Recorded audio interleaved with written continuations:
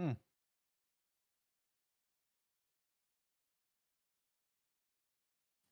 Don't mind me, fellas. Just eating up all the drama from this week is what I'm doing right now. So much drama. I'm eating it up. That's where it was going.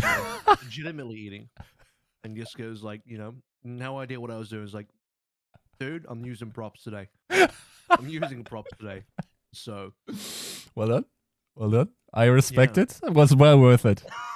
Was well worth it. And I can't tell you the whole thing beforehand. Right. Because I need your genuine reaction. Yes.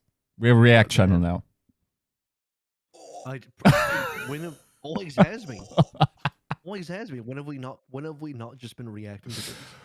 Yeah. At the end of the day, Yeah.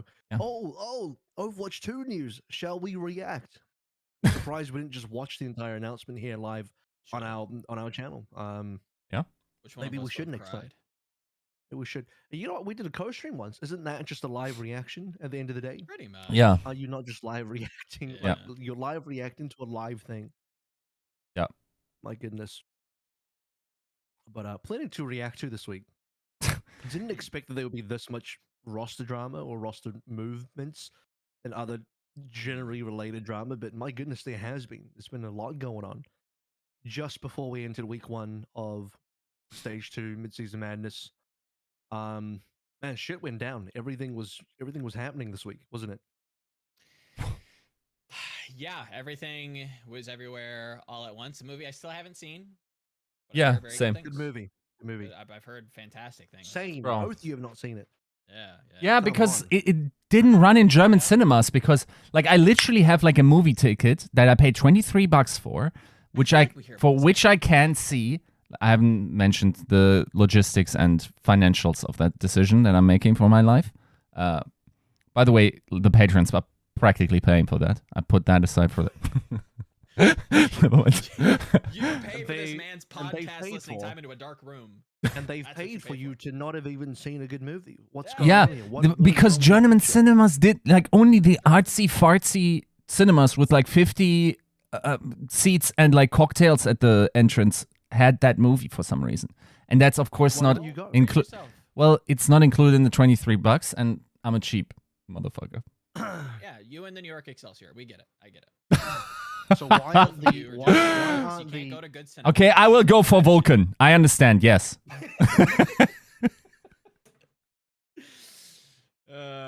Poor guy. Got the bag, though. Got the bag. You know what? For you guys, I'll run a private viewing via Discord. Illegally, of course, but don't tell the police.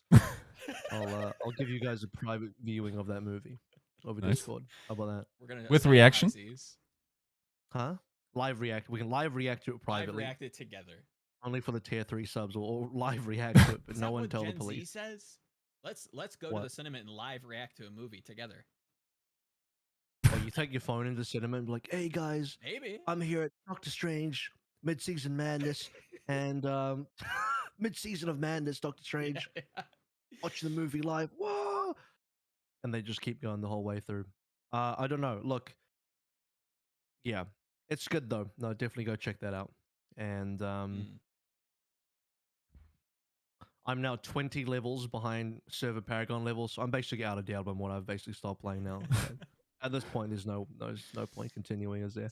I will say you are pretty, dude. You were saying like, I like in the first 2 weeks I get the battle pass going. Man, I'm pretty deep, and I still haven't finished that shit. Like, you haven't finished the battle pass? No, in 8 days. Bro, let's catch up. I'm sweating. I'm like, I think I'll need like 6 or 7 more levels. No, that's because it doesn't take that long. That's doesn't take that long. Playing Diablo. I didn't. So anyway, battle pass. I love battle passes. Suck my dick. I love it. No, no, it's fine. It's fine. It depends. We'll see what the Overwatch 2 battle pass. That will forever be an ongoing topic. Lots to talk about this week. So let's start getting into some topics. And the preamble is over now. Found out what everyone's been up to this week. I don't actually know. I've been barely doing anything this week. I should have watched more games, and now I'm about to be exposed on this podcast for not watching all of the games. I'm sorry, some of them weren't super interesting, but I'm glad at least the meta panned out somewhat the way I thought it would. Again, is mostly just a pure prediction. No, in fact, it was just a pure prediction for me. I didn't talk to anyone about it. I don't think it's a problem to make a podcast that ignores an entire region. I think that's pretty well established. So, episode 241. Brought to you by AVRL Vista Baby, Battle Crab, Refine Bean, Bronze Babuhal, Chare. Philadelphia is more of a stage 2 team anyway. Chris R34444, Cash67, Lolshin, Porkchop, Sammy, Rick, Volamel, Spoon, that's your misery. A special shout out to YouTube members Ice Ham, Jello, William, Jesse, Vishman, Vi Element 6, AK, and Chris R. Where is even the tip of the iceberg here for the drama this week? I think we start at the tip of the iceberg and we work our way down to the bottom of the iceberg. It's hard. Why don't we just?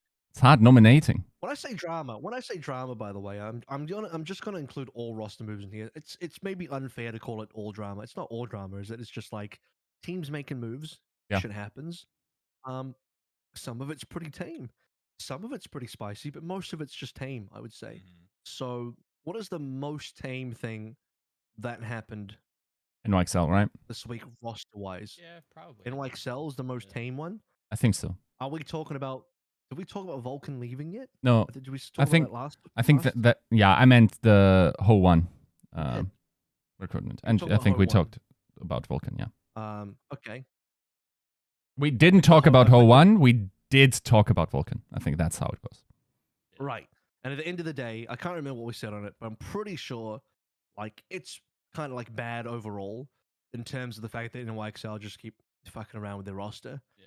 But also at the same time, I don't think I feel bad for Vulcan because I feel like he got a 30-day bag anyway, just because he didn't really have to do too much. And the org even paid for it. Yeah, NYXL's like, hey Vulcan, would you like some free money for nothing? He's like, oh boy, would I like some free money? Yes, please. He got his free money and he fucked off, and that's fine. Like I feel give me some free. I'll be a 30-day player for you for no and not show up, not because you're not gonna play. Yeah, pay me 30 days worth of salary for nothing. I'll happily take that money. You know, this guy's he basically just walked up and bought a scratchy and won some free money. That's essentially what he did. He just got some free money. Yeah. I can't feel bad for Vulcan. He literally just got some free money. It would only be bad if he expected to play, which I think realistically you can't really expect to play in that situation. So it is what it is. Let me ask this. If you apply for a job and have to provide a CV, do you put Overwatch League player on your CV if you're Vulcan? Hell yeah, you do. Hell yeah. I mean, now like wouldn't care about them. I think like there's decent respect. It feels like for people having worked in high level positions or like high edge positions in esports now. It's not as. I mean, I think what you could do if you're going for like an ultra normie job, what you could do in the future is just like in the appendix, just like fun facts about me. Used to be a professional video game player for X franchise league, whatever, or franchise team. You just say that. Don't even have to go into detail, refuse to elaborate, as the kids would say, and then you just don't even talk about it. So you just have it on there for fun. All I'm saying is, if Who Are You gets to call himself Overwatch League champion, then Vulcan gets to call himself an Overwatch League player. That's just fair. I think all the people calling Who Are You an Overwatch League champion is everyone but him. I think everyone else says that about him more so than he would ever say about himself. Probably. I've never heard probably true. I don't talk to him, so I don't actually know, but yeah, probably true. I feel like it's a meme that everyone else that's not him came up with. So, Ho1. Confirmed to actually be Ho1 when it's not Hoy or some shit like that. I checked his Wikipedia, the world's foremost database for factual information. His real name is actually Ho1. Oh, okay. So where's the real name in it? You guys know like Easy Han on Valiant. His real name is also Easy Han. So we're in like people calling themselves by their real name meta, like Sabielby back in the day, Ru Jae Hong, Troy Hyobin. Choi Se-hwan, Jake. Even I was gonna say where are the Western players that I remember. Jake, just calls himself by his real name. Is it Landon McGee? Yeah. Is it? I think. Is his name actually McGee? I believe so. Here, I will double check because I see Landon on my list. It sounded like it is McGee. Yeah, I don't know why. I hate to say this. I'm sure Landon is a nice guy, but when you said Landon McGee, I'm like, did you just make up a name for him? Because it's kind of an NPC sounding name. Like you just made up. It is very much like my next door neighbor that nobody's ever seen, Landon McGee. It's like I feel bad. I feel bad for automatically thinking that was a fake name. I'm sorry, Landon. I'm sure he's great. I popped by his stream. He was playing Minecraft. I'm sure he's doing fine. I was like, Joe, you just made up a name. Like, what are you doing? I'm not that Most clever. people probably don't know who won. He used to play under the name Blue Moon, and I believe he was actually in Team CC even back in the day. I have to just check his profile real quick. Let me Google him. Okay, he was on Team Cat. He was at least on Team Cat. And he did actually play on Team C during the NetEase 2020 Winter Tournament with a 4-0 BLG. So he did actually spend a little bit of time on Team CC very briefly. That's why I remember him because yeah, he was a flex support under the name Blue Moons. He did actually play under No Hill. Actually, no, he wouldn't have because No Hill already left CC by then. So technically, no. But yeah, he's hung around some of those same players, and he's actually been around Contenders China for the longest time. He actually has never played in Contenders Korea, despite being a Korean player. I know he was on the list of players being looked at, not just by New York, by the way. So this is not some. Okay, it is a bit of a random sighting, but it's also not. As far as available flex supports in Korea goes, Sure. I think he's the next one. Okay. I think he really is the next best dude on the list. And I know this because there was another team that was on a hunt for a player like this, kind of preseason heading into early season. And Ho1 was a shortlisted player that another team was looking at. But yeah, Ho1 didn't end up making the cut. But basically, my point is it's for NYXL to move in this direction for this particular player who most people probably don't know too much about because he's not like a big name player. Right. Yeah, he's definitely been scouted by more than one team. So looking through who the available flex supports are, the list is getting pretty bare, especially in Korea. I mean, I think the only other guy is like Closet, but he's been passed up enough now. He's almost like a Luke Mino situation. The guy just keeps getting passed up, and the rest of the players that could be good are just not old enough. And Hope One's not even old enough. He just doesn't turn 18 until July 28th, so not even really eligible for NYXL for quite a amount of time. But he's like the only option left. I think the more interesting decision is that NYXL decide to go for another flex support player. The meme is triple flex support Lamau. But do you think they need another DPS or tank? Because I feel like Kellen can, at this point, like some other teams relying on a solo tank, can probably just cover it. I don't think they really need another tank. I think maybe they could have looked at another DPS. Or I think the one that people are really looking at is like, why didn't they get a main support? Yeah. It's probably the main one. So that's the criticism so far. Yeah, I mean, you talk about like being hung up on, flex supports, but I feel like NYXL is approaching this like a little hungover. I don't think there's a world where you need to be 2 players away from building a team that's entirely a flex supports. I don't even know if it's a main support issue, even though I agree with the community sentiment that, that would probably give you tangible like results on server. But again, this just feels like a team that's just like not necessarily getting along, but nothing seems cohesive about this team. Nothing about this team like screams like we're really maximizing our potential. You look at it, you talk about Kellen, you talk about, Yaki. We've seen Myunbong be proficient in the past. Like, how is this team playing below their skill level? I don't get it. I do not understand, and I would like to know why we're signing somebody who can't play until the end of July and still needs a visa. I would imagine. That's assuming for me, but I don't think that's too much of a stretch. They will all need visas no matter what, because they're only going for Korean players. Yes. I mean, what's the alternative? Nothing. Literally nothing. Do nothing. Save the money for next year. Put it in your couch and wait. I don't think that's Literally put it in a piggy bank for a rainy day, and that rainy day is when Overwatch 2 releases, and then you crack that shit open. Nugget comes out, and he's just like, "Oh, here we go, boys. We're going to the bank." Listen, Joe. If they save that money, it would be spent by the NYSL instantly. Oof.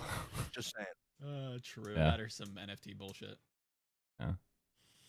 subliners would be like, "Hey yo, 50K for free, let's go, baby." It's like, okay, from my point of view, here's the following thing that I think one needs to think about. I agree you probably should have looked at the main support as well, right? Because unfortunately, Gangnam Jim didn't have a great time so far this season. Especially his ultimate game has been memified. By you, specifically. Yeah, I was going to say by who? Who did Literally that, just huh? you. It's canon now. Who did that? It's out of my hands. I birthed it into the world, and now, you know. Okay, Oppenheimer, calm down. Right. But, yeah, I think it's like to think of Gangnam Jin as a flex support makes even less sense to me. I think you gotta play this man on main support now, unfortunately. I don't think he has the skills. Like, he hasn't played flex support for a hot minute. I don't think he has the mechanical ability anymore to play that. And I think he would have to catch up.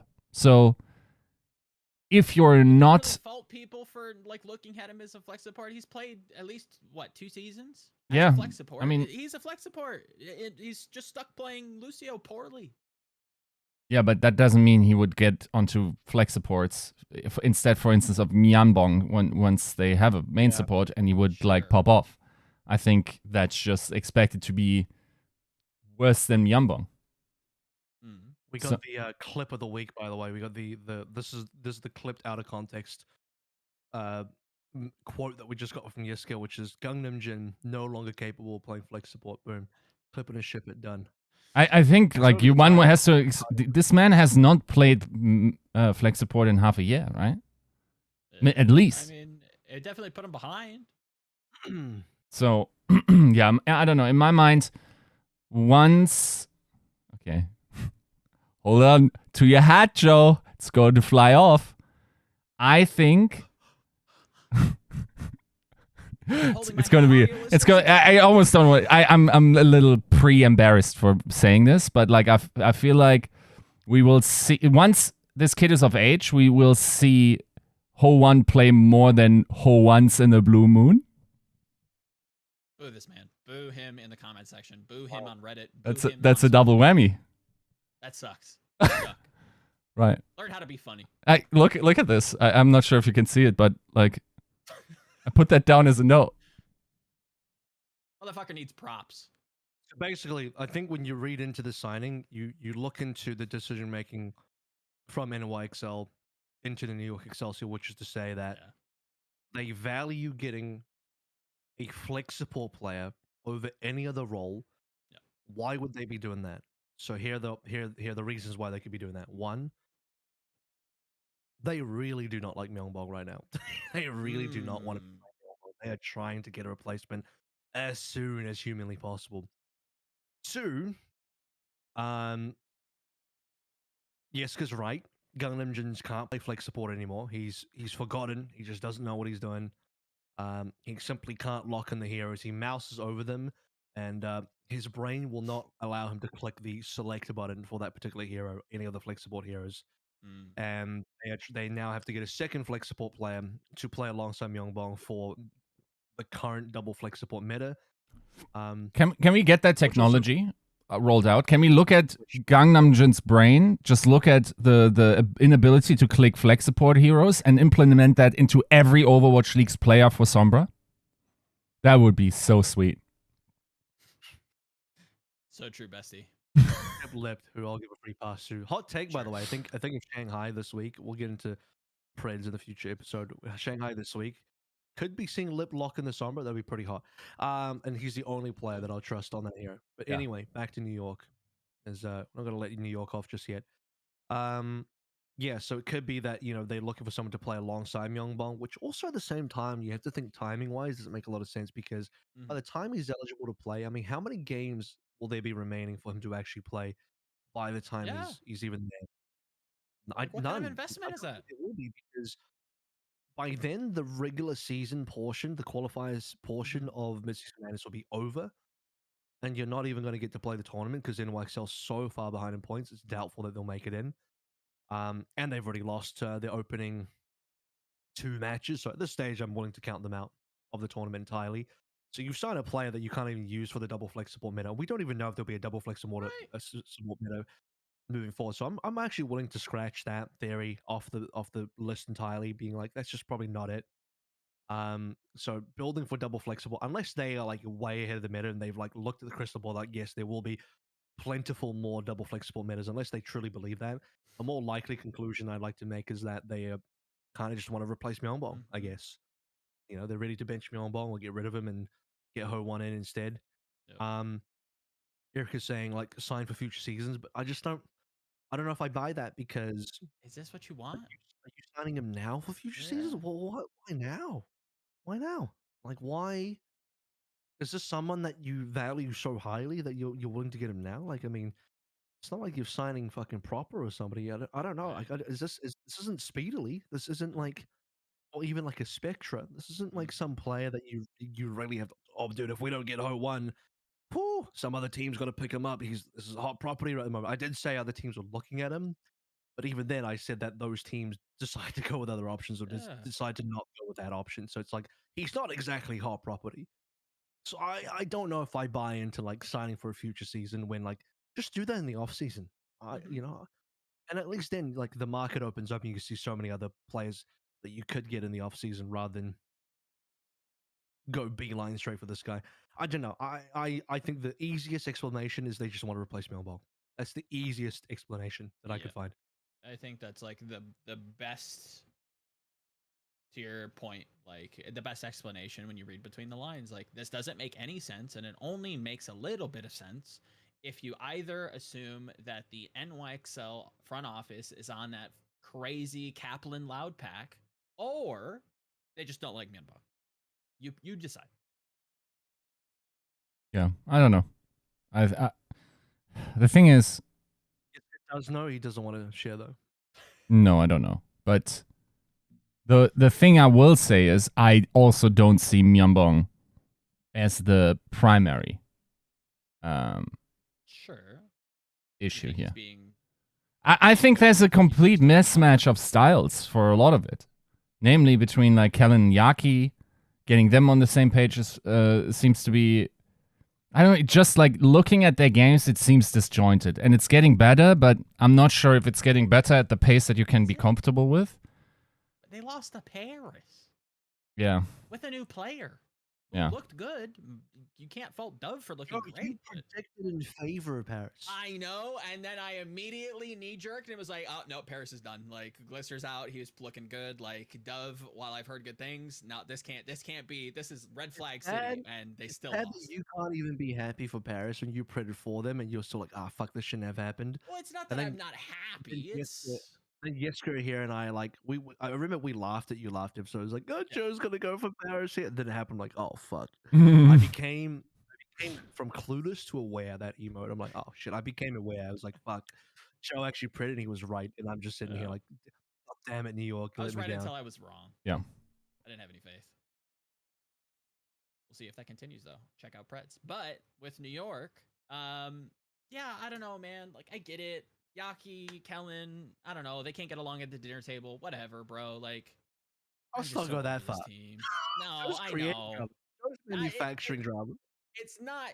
I say that hyperbolically. If like, I don't know if they're not getting along, but like, if you looked at the server performance, you look at their skill. Like, is it that crazy to assume that like things aren't necessarily cohesive in the locker room? Like, I don't know. No. Let's just keep it on the field and let's just assume that the they're teamwork just like is not there. Let's That's not. What I mean. Let's not start making assertions about anything off the field that we don't know about. That's completely so. No. We're gonna nip that one in the bud. Joe's talking shit. That's not that's nothing new here. Don't worry about it. Oh. Yeah. Okay. So he'll be okay. Again, not a insane pickup. This is the bed that New York have to sleep in. Sadly, that's my problem with it. My big take for New York, that is the coldest take in the world, is that they probably should have just stayed in APAC. Yeah. Honest to God, because moving to NA as a full Korean team with only 5 players in a situation where you can, because you want to remain a full Korean team, you can't get any Western players Vulcan doesn't count because he was never going to play. You're just shooting yourself in the foot. So either they should have gone to NA as a mixed team or stayed in Korea as a Korean team. And I think moving to NA as a full Korean team was a mistake. And before people were like, "Whoa, what about like Washington?" Results aside, I think at least Washington have established themselves to be able to do that from a previous season. They have a bigger roster, and that to me is the biggest difference because they at least have the roster depth to play with if things aren't going right. They have Kalios if Mag isn't playing well. Don't forget They have about a third Vigilante coming in DPS. soon. True. Vigilante's coming in if they have issues on the support line. Like they're settled, they have the roster depth to make shit work because some version of that roster between 5 players is gonna be one that works for them. Doesn't mean they're gonna win all their games. Like even the one that works for them doesn't mean they're gonna win everything, but it just means they're not being like held back by major roster issues. Or even if they are, they've at least got options to try in different pieces and just try and work it out. New York just don't. They don't even have that option. So it is quite sad. That being said, I think the org, the New York NYXL org, probably have the infrastructure in New York to kind of get it done. But then again, we go back to the point of like, okay, if that's going to be your angle, then play a mixed roster, play a Western roster. I don't know, but I like. Is there a world where like the bright move, like in future hindsight, is to maybe even keep Vulcan and just build for 2023 in a fully Western core? Like I don't at this point, I don't know. Well, yeah, of course it's not happening this year. Yeah, it's going to have to be an off-season thing for sure. Is it even feasible to save the season at this point? Like, do you not just start the off season now? You can't import Korean players right now. You can't start an off season when no one else is in the off season. To start an off season, you're just so far ahead. You're just looking that far ahead. You're scouting now. Get ahead of the ball. Other teams have to be willing to be in a position to start trading and all that kind of stuff. Sure. You can't actually be in an off season before an off season starts, unless you're like only going for tier 2 players. But at this point, the tier 2 well has been dried up pretty comfortably. Joe cranking out the ayahuasca takes again. Oh, this early into the episode. I think New York could feasibly sign a bottom mid-table. I think they could sign a Western roster for cheaper than what they have now. I'm guessing. Again, I'm speculating here. I think they could sign a cheaper roster and still perform slightly better than they are now. That sounds like a lot of gymnastics to go through to just end up in the same place. So I don't expect anything to change from New York not this year. I agree. So, okay, what's the next? Now that we moved down the iceberg, what's next on the iceberg? We did bring up Paris. Do we want to speak on that? Yeah, that's also not. Yeah. I think the actually, let's redo it again. The top of the iceberg is Atlanta, Science, Analyst, Silence. I always mess it up. Boom, they well done. Cool. Just normal, no drama. Good on you, Atlanta. Done. Boom. Then we have instead of the pay. See, I made instead of Depay. Yeah, because Depay said in my interview with him that he coached them as an assistant coach for week 1. Boom. Blame Depay if Atlanta lost in week 1. Gotcha. Moving down the list. That's not even an official topic. We're just gonna fly by that one. That's just gonna be a bit of a drive-by, like just trying to introduce some drama into. I got you. I appreciate it. We're not going to head into any of the Apex stuff that's up yet because that's definitely at the bottom of the iceberg. So we got to stay in NA because we have to talk about Paris, Glister gone, Dove in. Let's talk about the Glister thing first. Mm-hmm. Where do we go with this? Because Glister was actually, there was a tweet from, I believe it was Glister. He was on a plane to Korea, and everyone thought he was just going to go for a vacation. You know what I'm saying? One of those OG mental vacations. Sure. Just to clear his mentality into Korea. So I thought, yeah, he's going to Korea, but he'll come back, right? Doesn't come back. He's off to the service, he's off to the gas station to buy a pack of cigarettes, and that's the last time you see your dad. Just doesn't come back. So, Yo, Glister just being gone for cigarettes is fucking wild. Like that, just that framing of it. Hey, he's coming back, Guys, I'm just gonna go to Korea for a little bit to get some cigarettes. I'll see you later. I'll see you next week, guys. Doesn't come back. No. Okay, what actually happened is, so there was some commentary from let's just see what Avala said. So Avala's publicly stated this decision has nothing to do with competitiveness. We all agree that Glister has been performing exceptionally well throughout the tournament.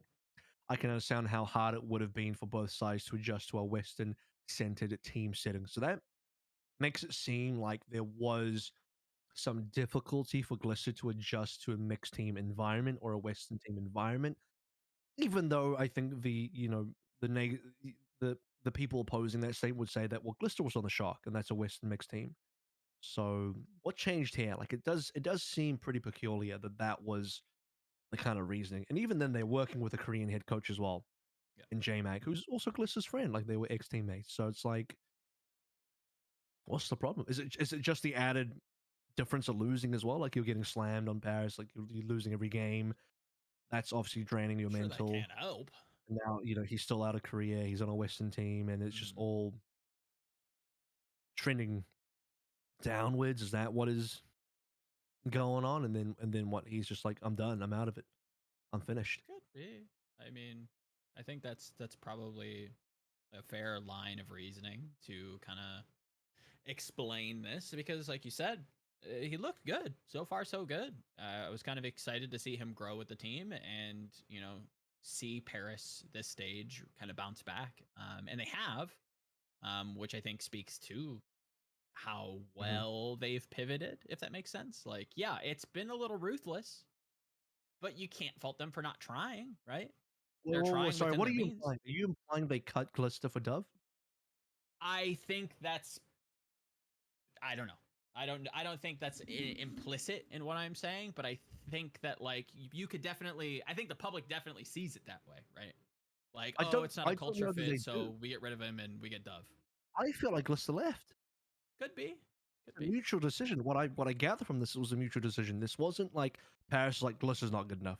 Sure. That is 100% not the conclusion here. Yeah. Because Glister was not underperforming on that team. I don't think Glister was a problem on the team. It was like, no, Glister sucks.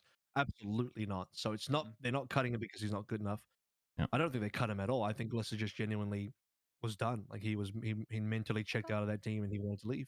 That's my interpretation of events. If I was to guess.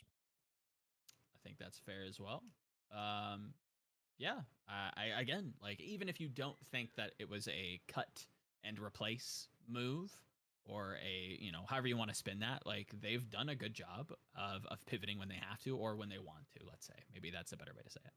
I think you have to kind of celebrate them, right? Like you close the week competitive against the Gladiators in some facets, which is difficult to do, and then beating New York, which isn't a guarantee with how Paris looked last stage, right? That's not an easy game to just say, oh yeah, Paris wins, easy 3-0, right? Like, no, like that was a well fought game. I think Dove looked outstanding. And this is a team that like looks to be on the mend a little bit. Maybe it had a schedule, even with all the things considered, right? Even with the red flag of like, oh, well, what happened with Glister? Is that like a sign of things to come? Doesn't seem like it is. It seems like things are getting better. I don't think Paris really wanted to make more roster moves happen if they didn't have to. Sure. So Glister kind of forced the hand a little bit here, is again my read. Yiska, are you thinking something similar?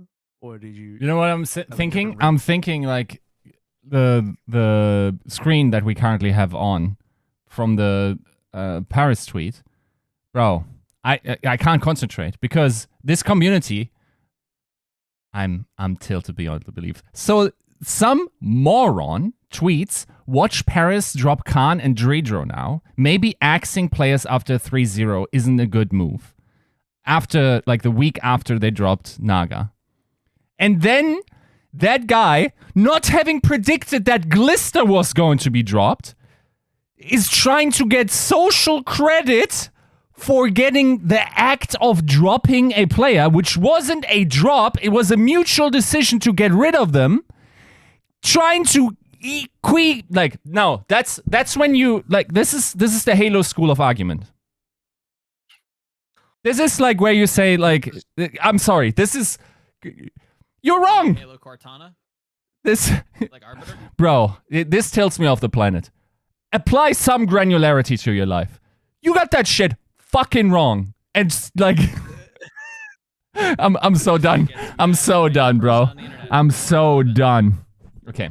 This is people working off TMZ brain. You've been infected by TMZ brain, and all you can think of, like, I'm going to look at everything through the lens of TMZ. How would I interpret these events through only a pure drama perspective? And that's how you get to the results. Speaking of Halo, you mentioned Halo.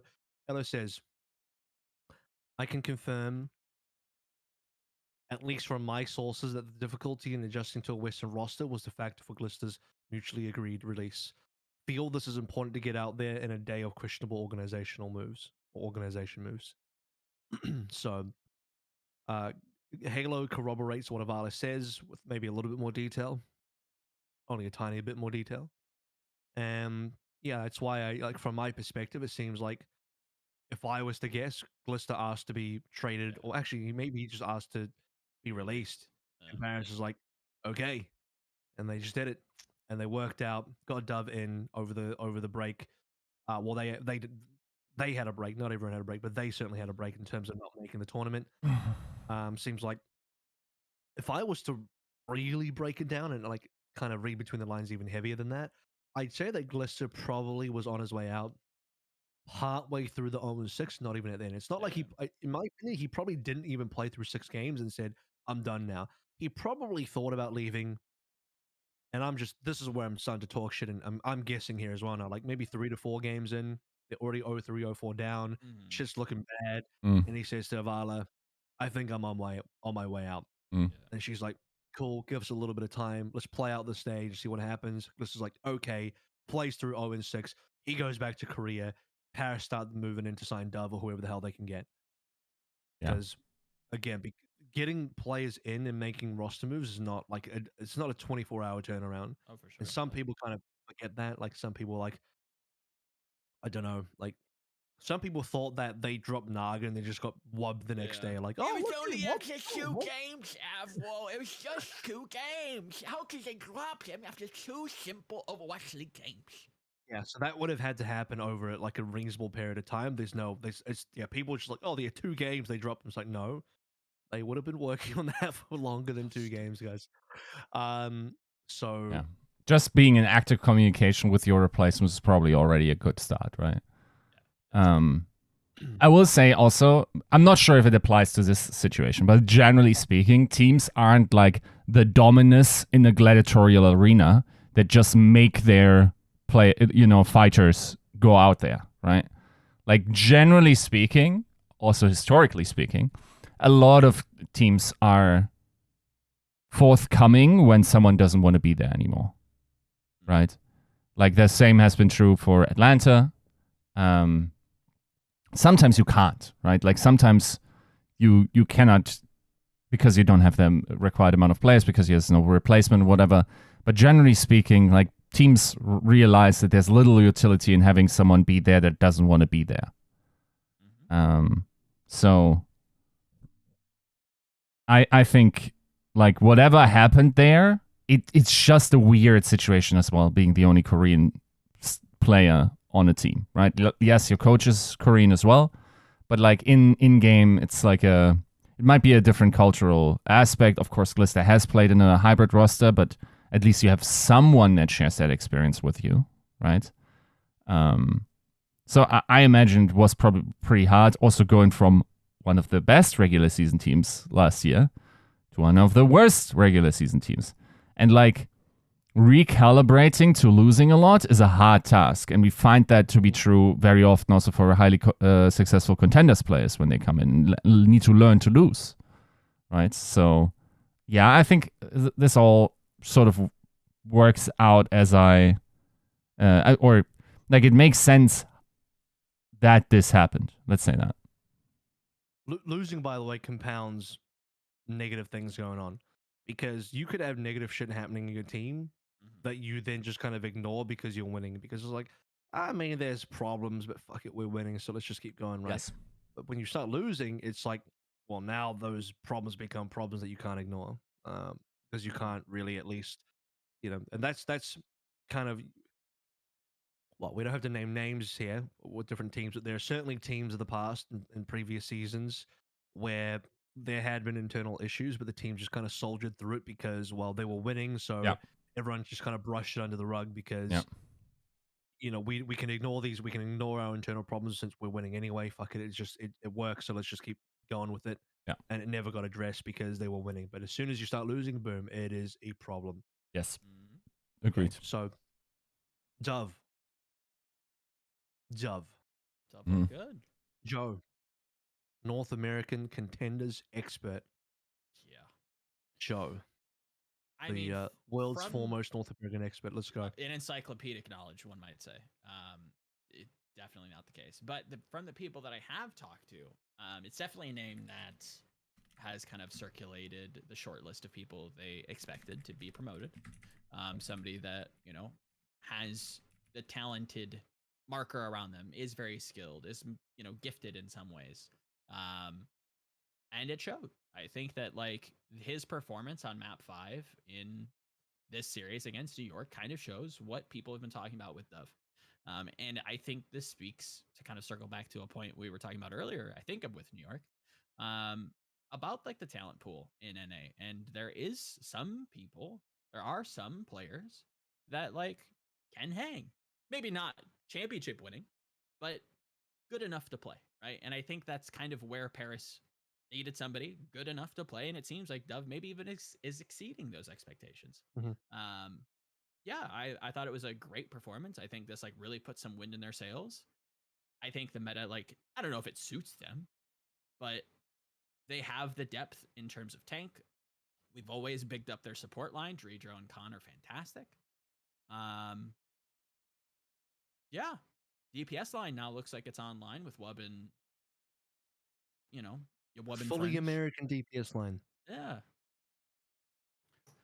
Both Wub and Dove look good. I don't know if I'm going to be predding him, but we'll see. Okay. Well, best of luck to Wubba level of Dove here. Okay. I think, it's good opening. I think it's positive signs for Paris moving forward. That being said, I think it was probably, even though I predicted against them, probably an expected win for them in terms of like, this was a very winnable game for Paris. Looking at Paris's future schedule here, when do they even next play? They play Boston at the end of this They have London. Oh, holy shit. They got a very spicy game coming up versus London. Yeah. Paris versus London is going to be nice to look at. They have a Toronto game. These are some winnable games, guys. Yeah. Boston as well. Holy shit. There's some really winnable games here. They lost to Gladiators, understandable. Yeah. The fact they beat New York, can they make the tournament still, or are they out? Are they too far behind? I mean, how many points do they need? If they won 5 more, would they still make it? They'd be at 6 points. Is that no way too low? You need 7. Eric says you need 7 points. So they can only get 6.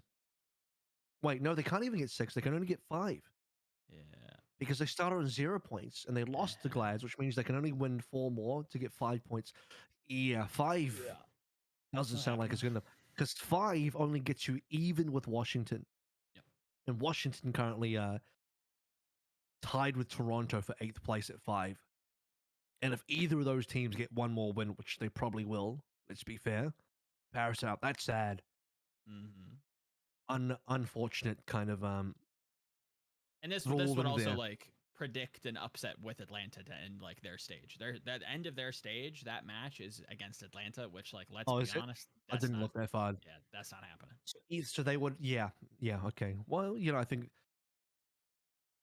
if we remove the midseason, if we remove the kickoff clash tournament points, then I guess both Toronto and Washington with 1 less point. That would definitely help out. That would definitely help things out. But you would still only expect that Paris can only win 4 matches here at the most in the stage, which is probably still not enough, sadly. So it's improvement. That's the next 3. The next 3 should still be winnable though. So I'm looking forward to seeing what Paris can do. I'm getting ready to begin pretting in favor of Paris again. I'm nice. ready to start printing in favor of them again. Okay. Further down the iceberg we go. Let's keep going down. Let's choose. Which team do we go for? Let's actually, no. It goes Guangzhou and I think Valiant at the bottom of the iceberg. Okay. What do you guys reckon? Surely Valiant at the bottom of the iceberg here. Let's go Guangzhou charge. Let's do it. Let's head over to APAC. We're done with the pedestrian shit. Let's get into the hardcore drugs over in APAC, where you're gonna need him to understand. You're gonna need to be psychedelic to understand what the hell's going on over here with some of these teams. Eileen actually got cut. So in terms of understanding players being cut or dropped, or mutually agreed to release or whatever it is, some of that can be obfuscated. But as far as looking at APAC goes, man, these guys don't mess around. They are pretty straight up with what their intentions are. And Eileen got cut 100%. They cut him. They cut him out big time. You would have previously have said that Eileen was a franchise player. Man, didn't get to play a single game so far this season, and now he's gone. And there was actually rumors. There was some like fan rumor that Eileen was on the chopping block. And I found that so hard to believe. It was like, that's just not okay. You can't, no way. Eileen's not on the chopping block. And now he's gone. But I don't know if that's just like certain fans kind of getting lucky with that, being like, oh, a bit kind of almost like the that whoever that person is, be like, oh, I guess Khan and Dredro next, or kind of just saying it out of spite and not even no knowledge, is just kind of saying it just because, or whether there was actually some actual evidence to suggest that Eileen was on the way out. In either case, let's go over the statements, mate. Let's go over the Guangzhou statement first. Let me find out the tweet. Okay. Here we go. I believe they made a couple of tweets here anyway. So, initial tweet says, Guangzhou charges parted ways with Eileen. We have done so after careful consideration of relevant factors, including risks to our team from inappropriate personal conduct, as well as the future development of our team. So that is a chunky bit of language right there. Yeah. That is a lot going on in that language. I mean, you could have very easily have just said, thanks, man. Appreciate it. See you next time. Had a good time. Boom, done, out of there. But they went as far as like kind of calling him out even in an official release announcement. Like, holy crap. Relevant factors including risks to our team from inappropriate personal conduct. What even does that mean? What did he do? There are some rumors. I'm not sure if it's worth stating something about having two girlfriends at once or something. But then again, why would that have any impact towards him being a player? Yeah, I don't know. It's like I'm not advocating for him, doing whatever in his personal life that's morally ambiguous or maybe ethically frowned upon. But it's like, that's his fucking business. What has that got to do with the team? Well, to a degree, like, it gets part of the being the business of the team, right? Like, we had that in different esports recently with Boomich having to leave Navi, right? And that was a little bit more severe, arguably, because his wife made a lot more severe. Yeah. Made comments there and also dragged him further personally. But yeah, I think to a degree, you got to protect your brand. And once again, like, we don't have the insight into what. Maybe this is an indicator of things to be released, or they were confronted with hard evidence of something. Possibly, yeah. Unless, okay, I'll bite. I will bite. You throw out the fishing line, and I will bite you. Let me go down that road with you. The only way I think that's like truly relevant in terms of impact to the team is if there was significant significant kind of fan outrage from the Chinese sector about that kind of thing. If there was, if they got lashback from that, and fans are really upset at him, and it was super damaging to the team's brand, then I could see it. That in that scenario, I fully buy it. And maybe maybe from the Western perspective, it's a little bit more biased because we don't get access to that. We don't see that. No one's reported on that. We only know these things if somebody who translates stuff from the Chinese fan base says something about it. Yeah. No one said anything about that. So I don't know. I don't feel like it's. Yeah. I still kind of believe, and I'm also looking at it from a Western lens as well, like from a Western perspective. I feel like most Western fans wouldn't care about that. And I can confirm that just from looking at the responses, reading through the different threads, talking about Eileen. And every time someone brings up, like, oh, he did some shit with, his girlfriend and some other thing in terms of like, not like breaking the law or anything, but just in terms of, he might have cheated on his girlfriend, he might have had another girl, something like that, just some personal life drama. And most people would be like, yeah, well, that doesn't have anything to do with his playing career, so those things shouldn't be related. Like, that shouldn't be. There's a threshold for sure, right? And if he broke the law, if he was abusive, or if there was, of course, yeah, if there definitely is a threshold. There's a line that if he did cross, that would certainly make things different. But as far as we're aware, that that wasn't what happened. Yeah, and I will say there have been, like in the past, we got people out of here for not breaking the law, but definitely breaking some moral ethical guidelines, right? So I think there is, depending on severity, there is a threshold to be made where it's actually harming your brand. Then again, once again, we don't know enough to talk with any authority on this. But like the way Eileen portrayed it in his personal comments made it seem like it was for a different reason. Once again, two sides to every story. So, yeah, I don't know. All right, can I wildly speculate? Yeah, go ahead. Go ahead. Don't go to what? I'm gonna wildly speculate, and I'm gonna say the authorities have been called, and Aprita is joining the team. And I mean that like hyperbolically, like they're delivering him like on a silver platter, not like somebody's going to jail. The thing is, to be very clear. Here's the difference, right? Just for that, you're not gonna get Aprita, you're gonna get Jimmy instead. No. Okay. Since we've already like gone into the era of pretty heavy speculation, right? There are two types of how you can get rid of players if you don't want them, right? You can either terminate their contract, and that has to be done by the specifications outlined by the contract. I have no idea what kind of an agreement Eileen has, right? Like, does he maybe still have a very old contract? Does he, and therefore the minimum 30-day doesn't apply to him? Maybe he has negotiated a much longer period of having to be paid out severance, right? Therefore making it like an economic burden to fire him. And if you want to bring Aprita in, for instance, then like either having him or not having him, theoretically, there's a way, as we saw in like season 2, season 3 for Dallas and and Houston, you got to pay the full price. There is, but also a way in which there are 4-cause terminations, where you can terminate a contract based on contract violation by the player, right?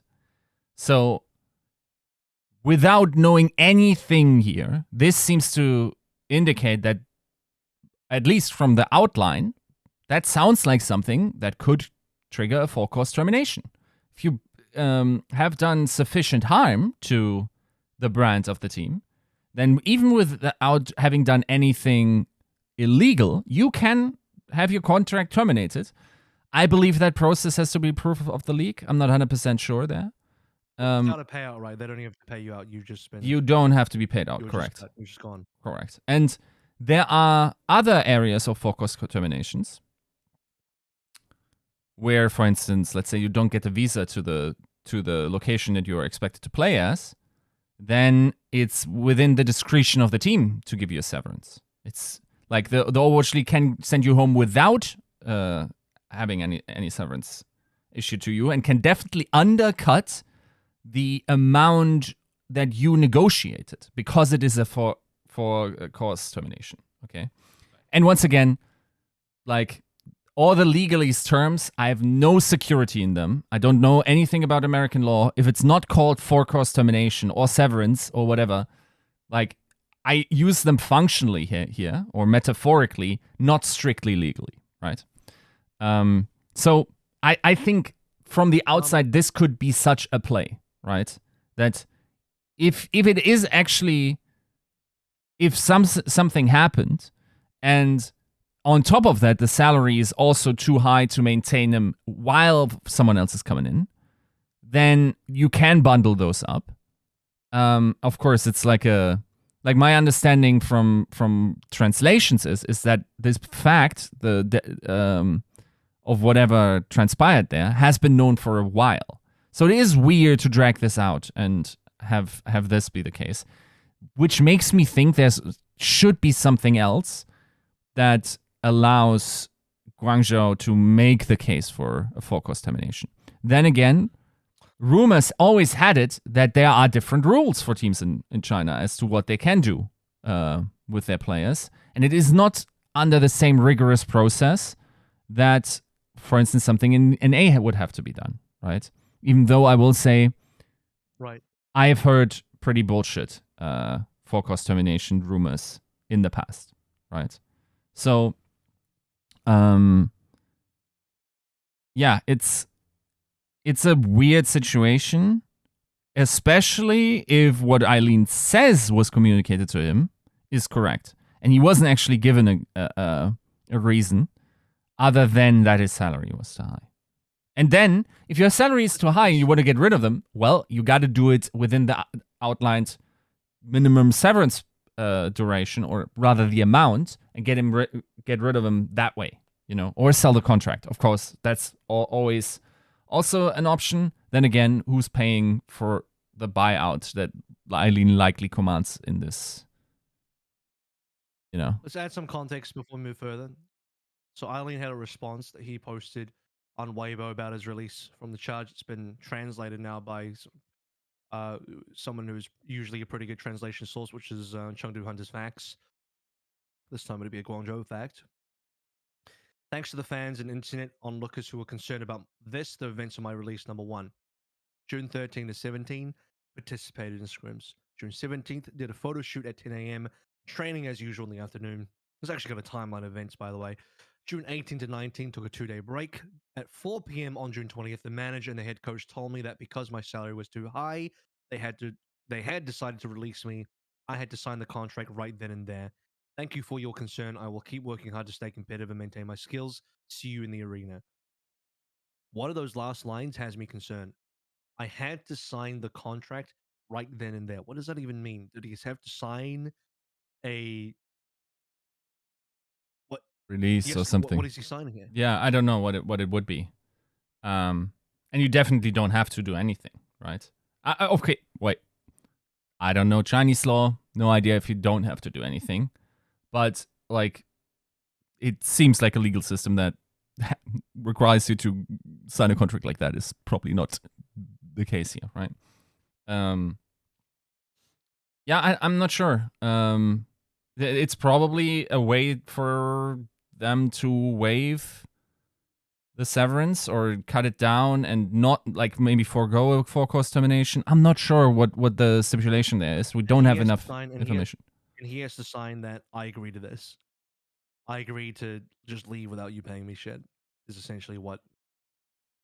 I assume maybe. I don't know. I don't know what else he could be signing. I don't know what the fuck else. I think maybe he's getting less than the amount of the severance, but they are not, going through the whole process of having that entire thing reviewed by the league and whatnot. I don't know. Yeah, I don't understand. Yeah, I don't understand the. It seems weird. I don't think any player should ever. Well, I don't think they should, but whether they will or not, I guess it depends on how smart a player is. But it seems strange that a player would look at a situation where they're being cut, and then the organization says, "Also, we want you to sign a document that says you're not going to get paid shit." And the player's just like, "Sweet, I will do that. I will happily sign a document that says that you will not pay me anything." It could be. Seems like a fucking stupid thing to do for anybody. Yeah, I mean, to be fair, if I'm a player and let's say I have a 60 or 90-day severance duration, I'm saying okay, what people need to understand is the severance is just the amount of money you get. So effectively, let's say a 90-day severance would be salary worth your annualized salary worth for 3 months. So your total salary times 1/4 because 3/12 of your contract, right? So, like, if they want to do that in less, I think there's a world where you say, okay, I'm taking less in order to not have to go through the hoops of having to sign a lawyer, the legal battle, the time it takes. Maybe I'm even sitting on the lawyer fees in the end. Whoa. Would you even need to go that far? I mean, surely this could be settled within the league, as in, you take it to the league office deals with it, and you don't even have to go to a lawyer. Or am I thinking it's that too easy? It should be that. It should be the case. I'm not sure if I'm trusting the league as a player in that situation. I mean, that's heavy. If you can't trust the league from that position, then also, like, keep in mind the owners have a vested. Sorry, the league has a vested interest to keep owners happy. Why would they be deciding? Like, there's no. They are not an impartial third party negotiating between the teams and the players, right? Like, it's unfortunately like just a power differential. I hate that you're right. I hate that you were right about that. Fuck. That is actually true. And once again, we're making it sound here like Guangzhou are definitely the bad guys. Depending on what kind of story is behind this, they're completely within their rights. I think as Overwatch League fans, we have stories where it's definitely like, yep, no, that, like, we had stories where this is absolutely like warranted, and yes, get the fuck out of my office, basically, type of shit, right? So we need more information. Yeah, because you have two conflicting statements here. One that says Eileen did something behind the scenes that the org didn't like, and that was cause for termination, and another from Eileen that says, no, that wasn't the case. They just didn't want to keep me on because I was too expensive. Yeah. Those two things seem contradictory, which is why we have an issue here. And I don't think it does sound mutually exclusive. It can't be both. Oh, could it be both? I mean, it could be both, but it feels like it has to be one or the other, generally speaking. Yeah, it's like I can't even imagine a scenario where they wanted to get rid of the player but told him something else in hopes that it wouldn't explode, and then it exploded. Maybe there's something like a prisoner's dilemma situation there where that's rational, and then they just like try to. What do you mean? Well, it explodes because they write on the damn thing. Oh yeah, inappropriate conduct. It's like, yeah, if you're gonna write that in the statement, then people are gonna get curious. Like, yeah, it's true. Actually, that makes it different. Yes, you've now Barbara Streisand with your own damn thing. Yes, no, you can't do that. You're right. You're right. Yeah, no, like them posting that in the tweet at least indicates that there is something more or a play for cross-termination. But once again, we don't know. We don't even know how really organizations are held accountable in APAC, right? So yeah, the end result of this is we move back to what Joe was talking about. He's speculating about a player signing. I guess the only thing we have now is, okay, well, what does this mean for the future of the Guangzhou Charge? Will they be bringing on another player? If they do, most likely, almost guaranteed to be a player from their academy team. I guess at least they still have an academy team. Hey, if you have an academy team, I guess this is what it's built for. It better not be Jimmy. Oh my god. Okay, listen. He did kind of pop off in the preseason in like that one tournament. I saw your video. He did look, that little flick. It was a nice flicker. It was good. But I mean, it's a Prita. It's a Prita. Okay.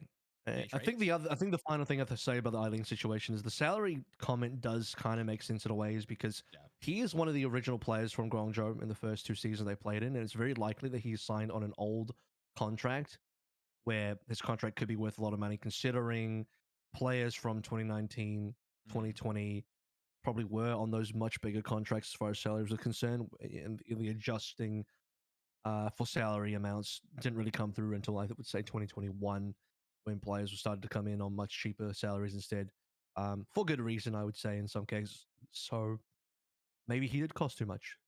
It's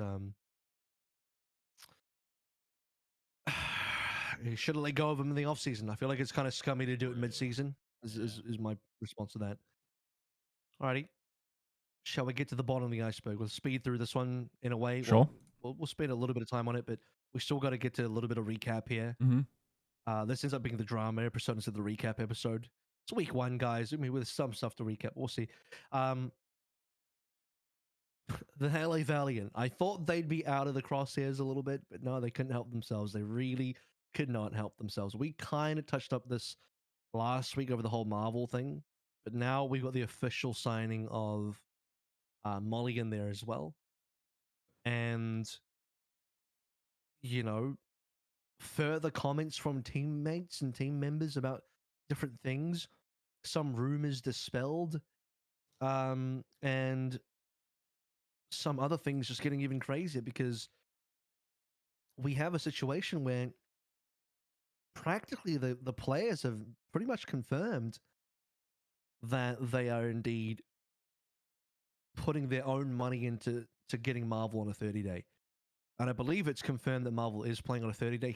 He's not signed fully for the entire year. DM made comments on his stream about it, about getting Marvel in for 30 days and everyone kind of contributing to that. The crazy one, did we talk about this last week? The crazy one was Hacker coming out in his stream and saying that essentially he wasn't even being paid to be a player on the team. Because I think, no, we didn't talk about it because last week we were like, man, why didn't they drop Hacker for Marvel if that's what they want to do? Bro, he ain't even being paid. They can't even drop Hacker because my guy doesn't have a salary. You can't drop a person that's not even being paid. How does that work? Am I dumb or how does that work? How are you assigned to the team without a minimum salary? Where's that salary going? What are you paying for? Yeah. What? Are you freely donating your entire salary back to the team or something? I don't understand how we have an Overwatch League front office, and this is like, I hope this is being investigated. This just doesn't seem. It is being, I can tell you it's being investigated.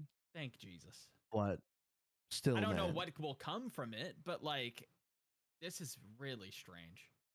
It's also like one of these stories in vacuum would just be like, oh yeah, the organization is just like, someone's being dummy thick. The thickness of our dummy thickness right now across the league makes this like, come on, man. Like, someone's got to take the reins here and just like. I'm going to take the reins and throw you in horny jail. You keep talking about thickness. I mean, that's just on you. If you can't keep it in your pants. I don't know what I just said.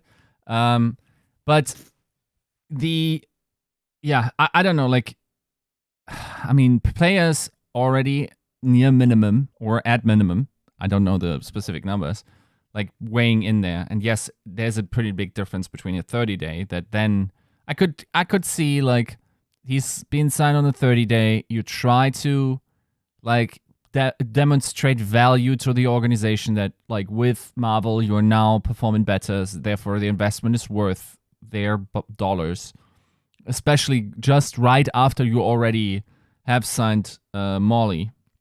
And that one was on the way, as we found out during Marvel as well, as you probably can infer by the fact that we already have a Molly graphic, which that takes the Valiant very long time.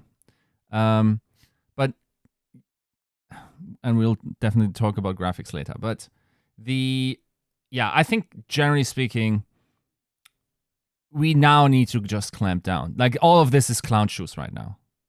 See. Like, this is the critical mass of just these strange news that look very unprofessional coming out just has serious reputational damage issues for implications, not just for the franchises that are operating, but for everyone. Like, if I'm one of the organizations that do it by the book, I am pissed because like you're all in the same boat, and someone, like, instead of like getting water out of the boat that's currently like has several holes in it, like some dudes are like putting the water in or something, or like I don't know. It's exactly the thing that you shouldn't be doing. I have a comment to make here. Sorry, not my comment. I have something. Can we call it semi-official? I suppose we can. Basically, Hacker himself has made comments that says, and this has been translated. Yeah, you do have to take translated comments with some grain of salt just to make sure that nothing's been lost in translation here. Is what he said in Hacker's own words. Again, translated.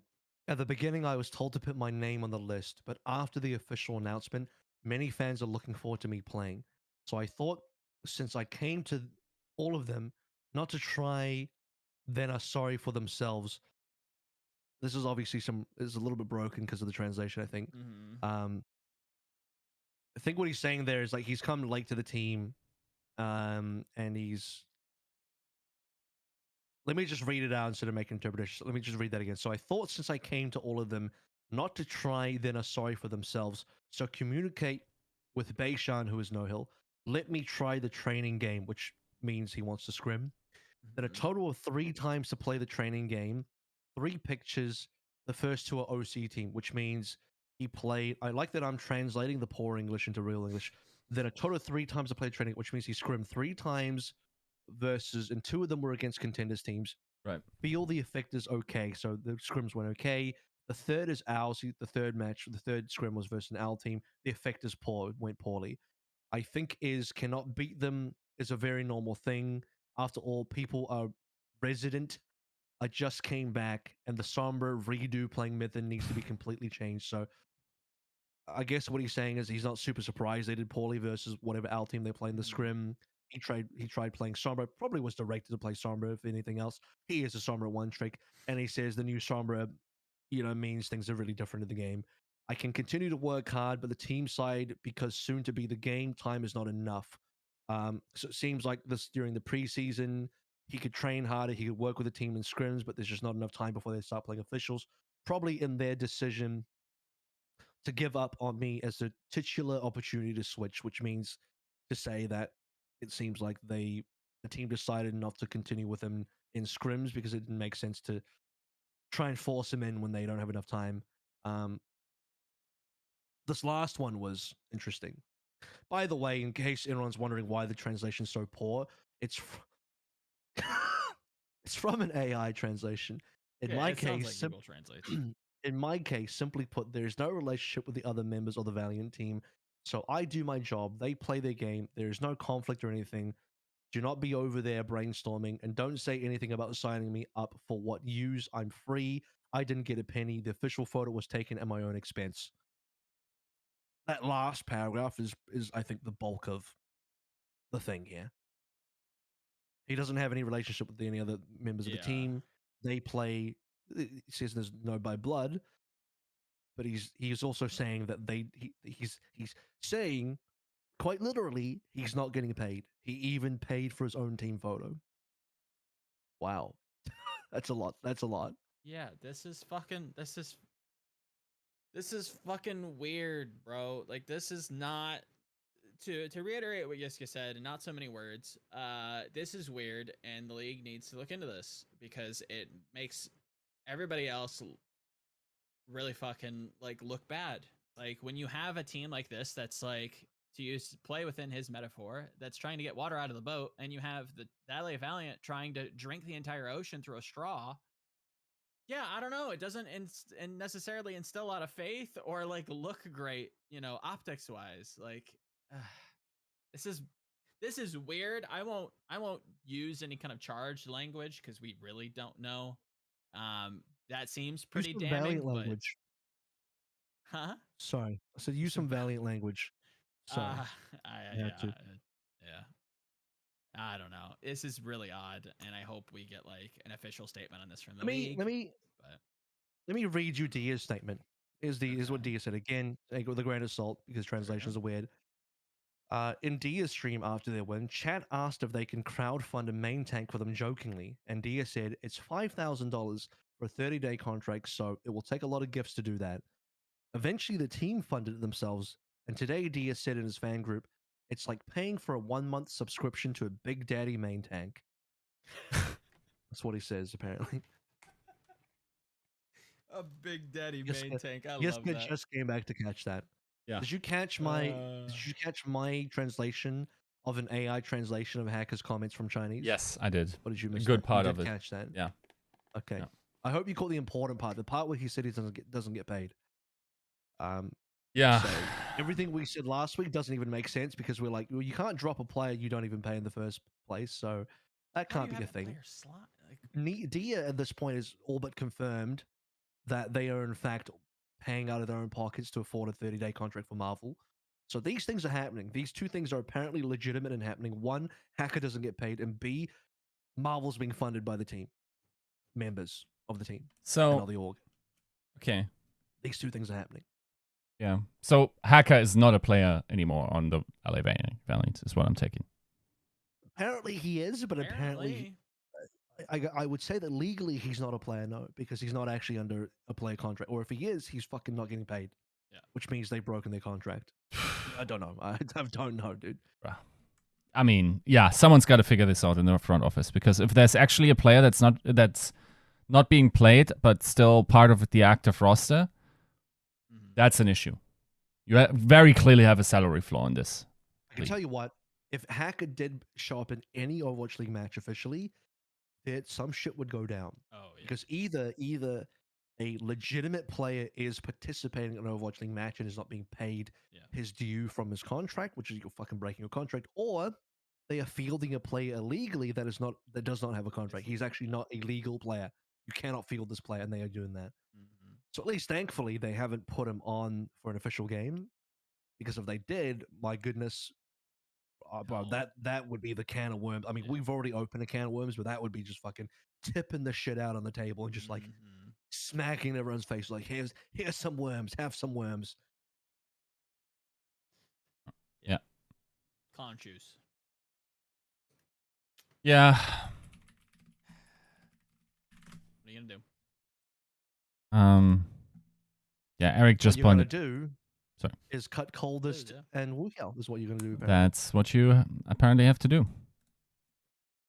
That's so Satch. I feel like the Valiant iceberg is like nuts this season, right? We start with like Whooyal's gonna play, guys. No, wait, Whooyal's gonna tank, guys. No, wait, he's gonna do a little bit of both. No, we signed Hacker. No, he's not. We also signed people that haven't played professionally and accumulated 21 years. This is I need to. Where's my? I made an LA Valiant iceberg. Where is that? I'm gonna have to bring that out. Yeah. Where would this fit on my LA Valiant iceberg that I created? Let me go ahead and find that. Gotta guess it's pretty far down though, or at least I jokingly announced myself to the LA Valiant team just because I'd be like, dude, we're doing some crazy announcements today. You know, at this point, I might as well do it. Wait, I'm bringing it up. Right, let me see. Did you manage to write your own name correctly? Oh yeah, you did. I did actually. Well done. Well done. The craziest thing is me being signed to this team wouldn't even be the craziest thing that this team has been doing. No. So here we go. I've linked to you my LA Valiant iceberg now, and there's enough on that already that I'm like, bro, the list just continues. Just more shit is happening. And it sucks too because like it was kind of a fun team to rally behind and be like, all right, here we go. Like LA Valiant, they got No Hill. He's gonna like coach the team. He's gonna be the little puppeteer. He's gonna maestro the team into winning, and they finally win. And Dia gets, his brand removed, and he's not locked down by the Shanghai 0-42 curse any longer. Poggers, let's go. And then all this shit, it's like, it's just like a sour taste. It's sour grapes. It sucks. No fun. No fun. Man.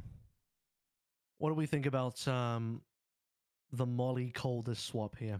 So they're clearly not interested in doing some sort of double flex support thing with both Molly and ColdEst. Yeah. This just seems like a 1-for-1 trade. Like Molly, ColdEst, you've been 30 dayed. Molly, you get to have his money. You get to have ColdEst's old contract. Whooyal, no idea what's going on there, but fuck it, you're gone. And your money is now going to who the hell knows? Clearly not Marvel. Unless it literally is. It's like, Whooyal, in order to get Marvel, we have to cut you. Like, you have to fall on the sword on this one, bud. Somebody's got to go, and this is the only way we can afford Whooyal. This is the only way we can afford Marvel. Which means At least that way they're not taking money from the players, but fuck, they had to cut a coach for him, like a whole coach. I don't know. But even then, it's still just 1 month. We had this discussion last week. It's like, what happens after 1 month? Okay, cool. You got Marvel for 1 month, and then what? What if you start winning? What if your team is good with Marvel? You just paying for another month? Where? How? Who's paying for it? Sasin is paying for it. Yo, can you imagine? Can you imagine Sasin currently paying part of his salary for a person that will eventually replace him while he gets his 30-day severance that he already spent on Marvel, therefore contributing to his own demise? That's like paying for your own bullet that you're being shot with. By the way, No Hill replied to me on Twitter when I did my fake LA Valiant announcement. No Hill replies to me. He goes, "Good." So he said, "Good pickup. I'll sell my T-shirt to pay." So they're like just on the nose about it. You know what I mean? Like it's just that's funny. It's what I promise you. Okay, let me discharge this. Okay, how does this information get out? That the players are paying for it. Does it get out because someone is outraged and goes like, I can't believe I'm paying for this shit? Or we're so selfless and the world should know that we're doing this. I think that was a complete misjudgment of like how that story would be perceived. Maybe it's culturally different. There's a third one. There's a Harlan's Razor version where it's just like Dia on stream is like, "Good news, guys. We did your suggestion and we're now paying for a main tank." Because apparently Dia's just been talking about it on stream. Like there's a third reason where he just fucks around on stream and just divulges the info. Yeah, I don't know. I feel like probably someone said this with pride on their chest. Like my players or our players are all so tight knit and just want to do our best, and we want to. And then it's just a labor law nightmare seen from a North American and European point of view. I think that's likely to have happened. And Lynn's Razor, by the way, I could correct myself on that one. Anyway, the fact that No Hill responds to me and just straight up says, "I'll sell my T-shirt to pay," as like just casually, you know, like just feeding into it like it's a meme. Yeah. When everyone in the West is freaking out because it just seems like this can't be possible. Yeah.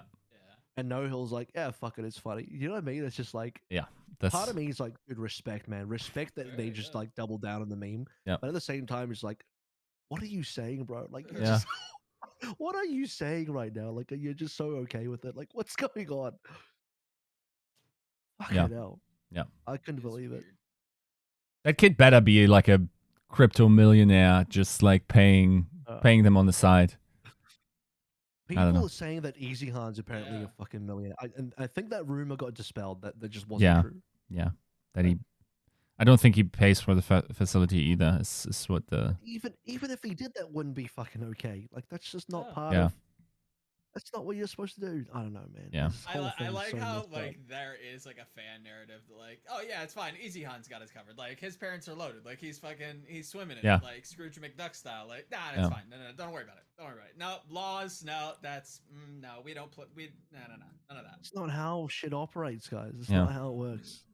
And then there was that thing about the ColdEst release announcement. They spelled his name wrong. ColdEst. Like, what the hell is going on? Then they deleted that tweet obviously and did the real one with his name spelled correctly, but still, just the fact that the original tweet even said that was just like, this is the most Valiant thing ever. Did they not go in the replies to the original tweet and be like, "Oh, ColdEst asterisk"? Like they spelled it edited it. Like, bro, are you kidding me? No shot. What a slap in the face. Yo. Couldn't they at least have done something like, coolest? That would have been, I wouldn't have. Yeah. Like, at least made it funny, but like, no, this seemed like a genuine typo. Like, after sending the mortal coil to his career, they call him ColdEst. Like, it's, great. Really did him the coldest. Oh man. I'm just at a crossroads, man. Like I want to kind of like root for the resurgence of this team and the fact that they're trying to win, but at the same time, the way they're going about it is just so fuck, I don't even know. Shit like this screams like that 13-year-old kid that was hired to like produce a Valorant game, and he's just like, "Yeah, guys, you're on camera." It's just like, what? Is this a multi-million-dollar league, or did we hire Fiverr people? What's going on here? What? Now, that moment was amazing because it was like 5 minutes of silence because they couldn't figure out how to unmute his casters, and you just hear the voice of like a literal child's voice came on, and it was like, what is going on? Like, someone let their like son run the broadcast today. Anyway, that's fucking bizarre. Anyway, yeah, I don't even know how to feel about the roster moves either. Like ColdEst for Molly, I haven't seen Molly play for like 2 years. Yeah. I don't count as one appearance on Shanghai last year. It doesn't tell me enough. No. I have no idea whether this is an improvement or not. Clearly, No Hill thinks it's an improvement, so I guess we run with it. Whooyal being let go, no idea what the hell's up with that. Was he even being paid? I have to question everything now. Who's being paid? Yeah. Who's not being paid? Who's actually on the team, guys? I don't even know. I don't even know who's. I can assume that everyone's played. Everyone that's showed up in an official game so far must be getting paid. Would say because some real shit would be going down if they're not getting paid. Then they are breaking some major rules in this league. Hard to say. I don't even know what direction. I don't know what the correct response is in terms of reacting to this information. So instead, I'll drop a meme. My reaction to this information meme, and that'll be it. Okay. And now we reach the very bottom of the iceberg. Adam got dropped. We were actually talking about that last week. Yeah. So, no further comments there, I guess. That was actually not the bottom of the iceberg. That was probably pretty high up. It's like... Probably, yeah. You told me digitally during a pandemic. I'm mad.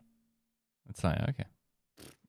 Bro, is Albert pleased to see everything else happening? There's like, thank fuck Valiant in charge coming out with this thing.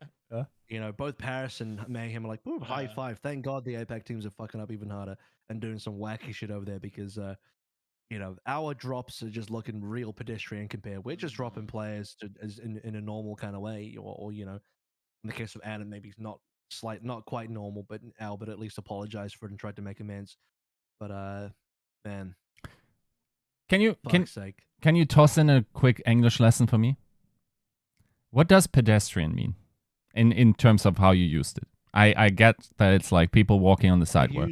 It's like I'm trying to be really smart ass about saying normie, but I'm just saying normie in a much right. More, that's how you talk to a gamer. Like, thank you. Yeah, in a much more like what's the word I'm looking for here?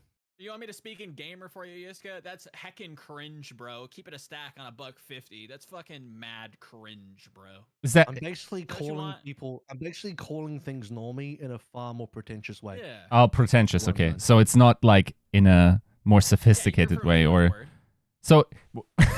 No, I'm not. I would know nothing of such sort. Quote Socrates more in your pieces, bitch. So, no, but so is the underlying tone a little bit of a negative connotation, like to say that? Okay, it's. I think I'm superior, right. Which is true. I am superior. So that's the angle I'm coming from. And here we go with the YouTube comments once again. I do it to rile them up. I throw the fishing line out every time. They always bite, without fail. It's like they never learn. You guys never fucking learn. So, go on. Bite the hook again. I know you will. Bite the hook again. Do it. What's next? Okay, I think we're done with the roster stuff now. Right. Fucking pedestrians. Imagine not being a driver. I actually don't drive currently. For the last 2 years, I haven't driven. I need to get a car. Have you owned a car yet? Oh yeah, I have for most of my life, but really? Oh, I just didn't own one after moving cities or after moving countries. Dude, I'm 35 now. I've never owned a car. You're a fucking pedestrian. Literal pedestrian. Couldn't be me. Oh, I set that up. Jesus. Yeah. Recap of week 1 North Americano. I'll start. I didn't watch that many games last week, but I'll start. I'll just go over the Dallas stuff first and foremost. So Dallas lost big time. Big boy L's on the Dallas fuel side of things. And yeah, part of me is surprised, part of me is not at all surprised, because I always give Dallas the benefit of the doubt in terms of, listen, it's still Dallas. as you It's should. probably going to be good. Yeah. I'm going to give them due benefit of the doubt because I feel like Russia's smart. They got a big roster. They'll figure it out. You know, this team always manages to figure it out. It is what it is. But holy, they look kind of outclassed in this meta, if I'm going to be real with you. Yep. I had predicted that this meta was going to be heavy on the double flex support. I noted that Sojourn was likely going to be an important hero as well. And almost all of those things have kind of come to light. The only thing that I've kind of got wrong on my meta prediction is I expected Ryan to be stronger. It seems like Ryan is not good at all. And part of the thing that has kind of put Ryan in the dirt is the Doom uptick. Because the thing is, if you're playing less Ana, Doom is going to be better in these kind of metas, first and foremost. Also, Sigmas come up pretty big in this meta, and one here that has a great matchup versus Sigma, it's actually Doom. You just punch his way through the shield. You don't really give a fuck. So, and also Winston is apparently not very strong in this meta because he gets blown up by Discord and Zen in general. And it's harder to dive a Zen backline as a Winston now with the extra 25 HP in the kick. So Winston's ability to do his thing in this meta apparently is just kind of bad now. Sojourn kind of blows him up as well, easy headshots. Ball is much more reliable in that sort of capacity because the fact that he can hide his head and he's fast and he got a little bit of a buff as well. So all that combined, Dallas Fuel, to me, look like they lack a Sojourn specialist that can really, really compete. They have 2 hit scan DPSs, neither of which I think have really played that much Sojourn, nor do they look good on the Sojourn when they have played it. There was a lot of Ryan play from the Dallas Fuel in their first match versus Shock, and as I've sort of said, Ryan seems to be a bit of a trap in this meta. I assumed it was going to be good. I appreciate that they tried it out, but it very quickly kind of got exposed that Ryan is probably not it. Sojourn definitely is it. So good on Krusty for figuring that out. Also, I think this meta is just good for Shock in general, right? You think about a double flex meta, Zen plus BAP, Violet BAP, Finn Zen. That's a god tier combination. That's like what their team was built for. Their team just smiling from ear to ear at the thought of a double flex when you have Finn and Violet. Vin is the name of the duo. Finn and Violet together at the same time, right? Kaluj as well in Sigma, perfect for him. That's his best hero by far. Kaluj on Sigma, boom, exactly what you want. And then the DPSs, they're flexible enough to cover everything else that they need to. Proper can just jump on the Sojourn and be one of the top players. Happy to do that. So, yeah, I think Dallas, now that they can't spam the Zarya anymore, Ryan doesn't seem to be very good. Harbin did play a bit of Sigma. They definitely look better on the Sigma compositions. I have a bit of a problem with the DPS line. Like, it feels like, again, to reiterate, they don't have a competitive enough play on the Sojourn to compete with the teams that are dominating on that hero. Yeah, I think this is going back to I think what Yiska said pretty early on into the off season, looking at Dallas, looking at some of the hit scan, and like they're getting a little lockered. They're getting their lunch money shaken, you know, running them pockets. It looks like it, and I think you have to be a little worried as Dallas, and I think that's going to reflect in some of our predictions, I would imagine. You look at like some of the DPS the heroes they pick, if memory serves, they were kind of like shifting all over the place. What felt like mid map in certain areas. I appreciated some of the midtown, like I believe this was Dallas, like the midtown like Ryan TP nonsense. Like at first, I was like, okay, like this could be interesting. Let's see what it looks like. And then they just kind of like they literally just pooped back and forth between the teleporter and like where they wanted to go and like never did anything, and it was like very confusing. Yeah, they for once I think it's safe to say that Dallas looks a little lost from, you know, start like leading a lot of metas like you said, Avril, from finding their way. They look completely shook. This is the opposite of leading a meta. This is them looking like they have no idea what the meta is. Yeah. At least in the first game. I think by the second game they started to get a bit more of a grasp, but Sure. even then, like, I don't think Edison competes on the Sojourn, sadly. I also don't think they really compete on the Tracer. I mean, I don't think Edison's probably their best Tracer, but Would you describe him as elite on the Tracer? Probably not at this point. Nope. And then I think I haven't noticed Chio being all that bad, but like, is BAP like something that he's comfortable with? Never seen him play it. Yeah. So he's been a main support his entire career that I've casted him. Right. So this is a brand, from my perspective, this is a brand new hero for him. I don't know how much he scrimmed it. I don't know how much he's prepped it and ranked, but he's never had a history of playing this hero in officials. And Dallas banked on, as far as supports go, they signed a lot of players, but they were very confident. It's like, okay, well, we'll just keep these 2 supports here. We should be fine. They were kind of banking on not having a double flex support meta. I think that obviously is not a good thing for Dallas if we go into double flex support. And sadly for them, here we are. And teams like Shock, Soup, they definitely benefit big time from double flex support. Yeah, Dallas looking a little shook, which is kind of sad, given like how far ahead they are in terms of points and how likely they'll be going to Hawaii, right? Like, kind of seem like a lock. They're probably good enough to still beat some of the weaker teams, but like, are they going to be competitive? They're getting in. They're getting in no matter what. Pretty sure. Right, like it's almost like mathematically a lock at this point. I feel like. Yeah. And now this is what I hope they can find something that makes them at least kind of interesting coming into Hawaii, because it would be kind of a shame. Like, can they find the comp that works? Can they find the answer? This is the question. Yeah. And this is going to be another rush, pull it out of a hat, because week 1 was rough. I think versus the Fuel, when they ran Gurio Edison and had no Sparkle,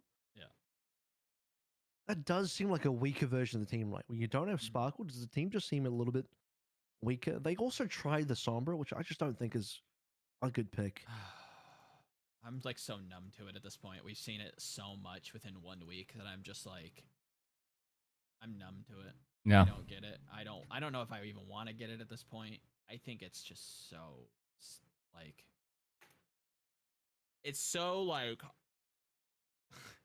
Joe, we're gonna be here next week when Lip Pounds comes out week 1 or week 2 rather, comes out Pounds of the Sombra. We're like, bro, why are more teams not playing this? Look, Sombra is so good, guys. I can't believe all these stupid teams, all these pedestrian teams without vehicles not playing the Sombra.